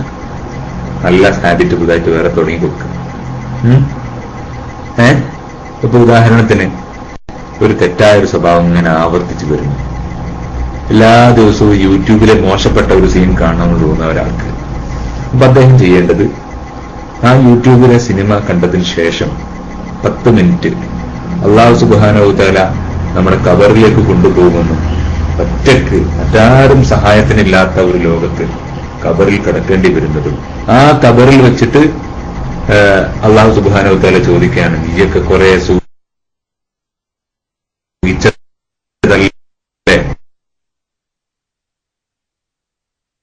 യൂട്യൂബ് കണ്ട് സൂചിച്ചതല്ലതാ, ഇവിടെ ഖബറിൽ ഏത് ട്യൂബാ ഉള്ളത് എന്നൊക്കെ ചോദിക്കണം. കേട്ടാ, ഏത് ദുസ്വഭാവമാണോ ചെയ്യുന്നത് അതിനൊക്കെ ശേഷം ഒരു 5-10 മിനിറ്റ് 5-10 മിനിറ്റ് ഈ കാര്യങ്ങൾ ചിന്തിച്ചിരിക്കുക. ഇതെനിക്ക് നാളെ ഖബറിൽ എനിക്ക് ഉപകാരപ്പെടുമോ? ഞാൻ ഒറ്റക്കാകുന്ന സമയത്ത് എന്നോട് ഇങ്ങനെ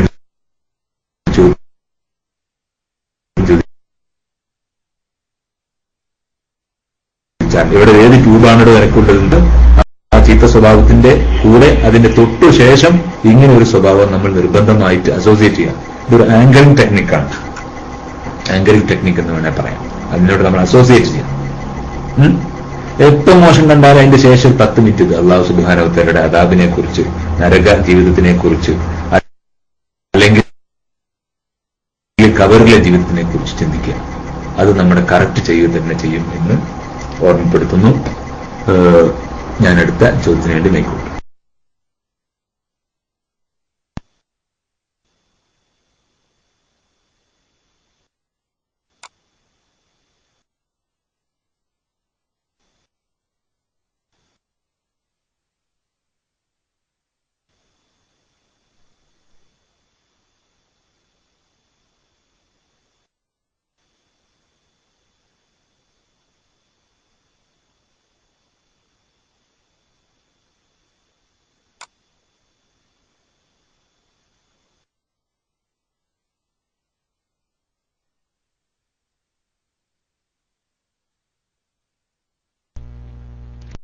അസ്സലാമു അലൈക്കും വറഹ്മത്തുള്ളാഹി തആല വബറകാതുഹു.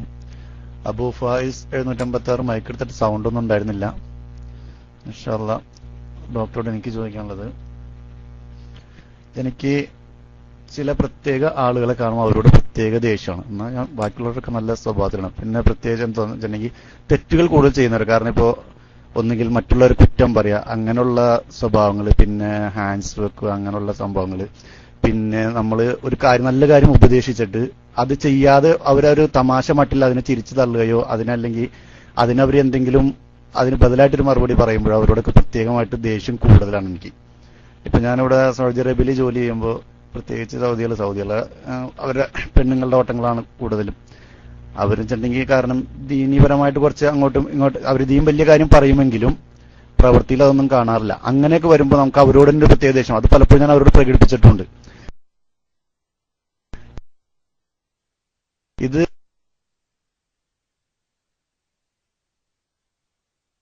എന്താണ് ഇതിനൊരു മറുപടി തന്നാലും. അസ്സലാമു അലൈക്കും വറഹ്മത്തുള്ളാഹി.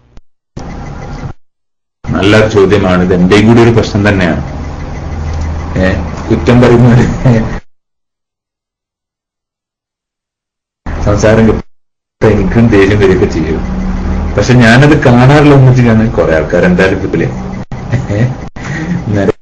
നരകത്തിലെ കാണില്ലാതെ ഇപ്പോൾ എല്ലാവരും നല്ലതെന്ന് പറയാണ്. കുറച്ച് ആൾക്കാർ കുറ്റം പറയുന്നവരുണ്ടാവും ലോകത്ത്. അതുണ്ടായിക്കൊണ്ടേയിരിക്കും. അവരുടെ നാവിന്റെ കുഴപ്പമാണ്.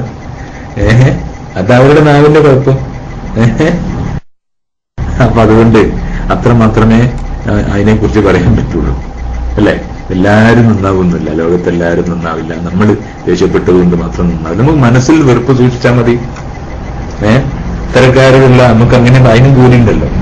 ഒരാൾ അങ്ങനെ തോള് തുറന്നാൽ ചീത്തയെ പറയുള്ളൂ, വാ തുറന്നാൽ ചീത്ത മാത്രമേ പറയുള്ളൂ. നമ്മൾ അവരോട് മനസ്സിലൊരു വെറുപ്പ് സൂക്ഷിക്കുന്നതും അതും മതി. നമ്മൾ ദേഷ്യം പ്രകടിപ്പിച്ചോളണമെന്നില്ല എപ്പോഴും ഒന്നും, അല്ലെ? അതും നല്ല കാര്യം തന്നെയാണ് എന്നാണ് ഞാൻ അതിനെക്കുറിച്ച് മനസ്സിലാക്കിയത്. അതുകൊണ്ടിപ്പോ ചീത്ത പറയുന്നവരോടും കുറ്റം പറയുന്നവരോടൊക്കെയുള്ള ദേഷ്യം മനസ്സിൽ മാത്രമേ ഉള്ളൂ, അത് പ്രകടിപ്പിക്കാറില്ല. അതാണ് കുറെ കൂടി സുരക്ഷിതമായ ഒരു വഴി എന്ന് ഓർമ്മിക്കുന്നു. ഇനി മുഹ്സിൻ കേവടിക്കും കൂടി ഒന്ന് മൈക്ക് കൊടുത്ത് ഞാൻ അവസാനിപ്പിക്കും. കാരണം സമയം കുറച്ചായിട്ടുണ്ട്. പിന്നെ അപ്പൊ അതുകൊണ്ട് ഞാൻ പിന്നെ അദ്ദേഹത്തിന്റെ കൂടി ചോദ്യത്തിന് മറുപടി പറഞ്ഞ് അവസാനിപ്പിക്കാം.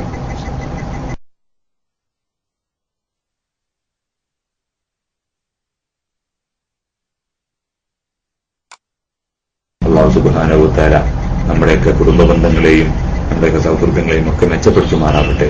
അല്ലാഹു സുബ്ഹാനഹു വ തആല അവന്റെ ജന്നാത്തുൽ നഈമിൽ ഒരുമിച്ച് കൂടാൻ ഈ ക്ലാസ് റൂമിലെ ക്ലാസ്സുകളൊക്കെ നമ്മളെ സഹായിക്കുന്ന രീതിയിലാക്കി മാറുമാറാവട്ടെ. ഒരു PM വന്ന് നിങ്ങളോട് ഞാൻ തന്നെ പറയാം. ദേഷ്യം വരുമ്പോൾ മുഖത്തിന് മാറ്റുണ്ടാവും. അത് സ്വാഭാവികമായിട്ടുണ്ടാവും. മുഖത്ത് ദേഷ്യം പിന്നെ എന്താ പറയാ ദേഷ്യം കാണാൻ വേണ്ടി സാധിക്കും. ഓക്കെ, എല്ലാവർക്കും നല്ല ചോദ്യങ്ങൾ ചോദിച്ച വളരെ നന്നായിട്ട് ക്ലാസ് ആസ്വദിച്ചിരുന്ന എല്ലാവർക്കും മുഴുവൻ ശ്രോതാക്കൾക്കും നന്ദി പറഞ്ഞ് കുറെ ആൾക്കാരുടെ PM ഒക്കെ ഞാൻ വിട്ടുവെച്ചിട്ടുണ്ടാവും. കാരണം PM ഞാനിപ്പോ കുറെ വരുമ്പോൾ ഡിലീറ്റ് ചെയ്ത് പോകുന്നതാണ് എന്റെ സിസ്റ്റം എന്നറിയുമ്പോഴൊക്കെ. PM പിന്നെ മൈക്കെടുത്ത് ചോദ്യം ചോദിക്കാൻ വേണ്ടി നമ്മുടെ കൂരിയാർ സാഹിബിനെ ഏൽപ്പിച്ചിട്ടുണ്ടായിരുന്നു. പിന്നെ KMC കൂരിയാർ സാഹിബ് എന്തോ DC ആയി പോയി. അപ്പൊ അതുകൊണ്ട് കുറെ ആൾക്കാരുടെ PM ഒക്കെ അദ്ദേഹത്തിന്റെ കയ്യിലുണ്ടാവും. ഇൻഷാ അല്ലാ നമുക്ക് ഇനിയും സമയമുണ്ട്. അടുത്ത ബുധനാഴ്ച ഇൻഷാ അല്ലാ അല്ലാഹു സുബ്ഹാനഹു വ തആല നമുക്കൊക്കെ ദീർഘായുസ്സ് നൽകുമാറാവട്ടെ. ഇത് മുഹറം മാസമാണ്. അല്ലാഹു സുബ്ഹാനഹു വ തആല ഒരുപാട് മുഹറത്തിൽ ഒരുമിച്ച് കൂടാൻ അല്ലാഹു സുബ്ഹാനഹു വ തആല തൗഫീഖ് ചെയ്യുമാറാവട്ടെ. ഒരുപാട് മുഹറത്തിൽ ഒരുമിച്ച് കൂടാനും ഒരുപാട് നോമ്പെടുക്കാനും അല്ലാഹു സുബ്ഹാനഹു വ തആല തൗഫീഖ് ചെയ്യുമാറാവട്ടെ. നമ്മുടെ ഉസ്താദുമാർക്കും നമ്മുടെ വേണ്ടപ്പെട്ടവർക്കും ഒക്കെ അല്ലാഹു സുബ്ഹാനഹു വ തആല ദീർഘായുസ്സ് നൽകുമാറാവട്ടെ. ദീർഘായുസ്സും അതിനോടൊപ്പം ദീനി ഹിദ്മത്ത് ചെയ്യാനുള്ള അവസരങ്ങളും അല്ലാഹു സുബ്ഹാനഹു വ തആല നമുക്ക് നൽകുമാറാവട്ടെ. നല്ല കുട്ടികളെ പോറ്റി വളർത്താനും ഇൽമിന് ഉപകാരമുള്ള കുട്ടികളെ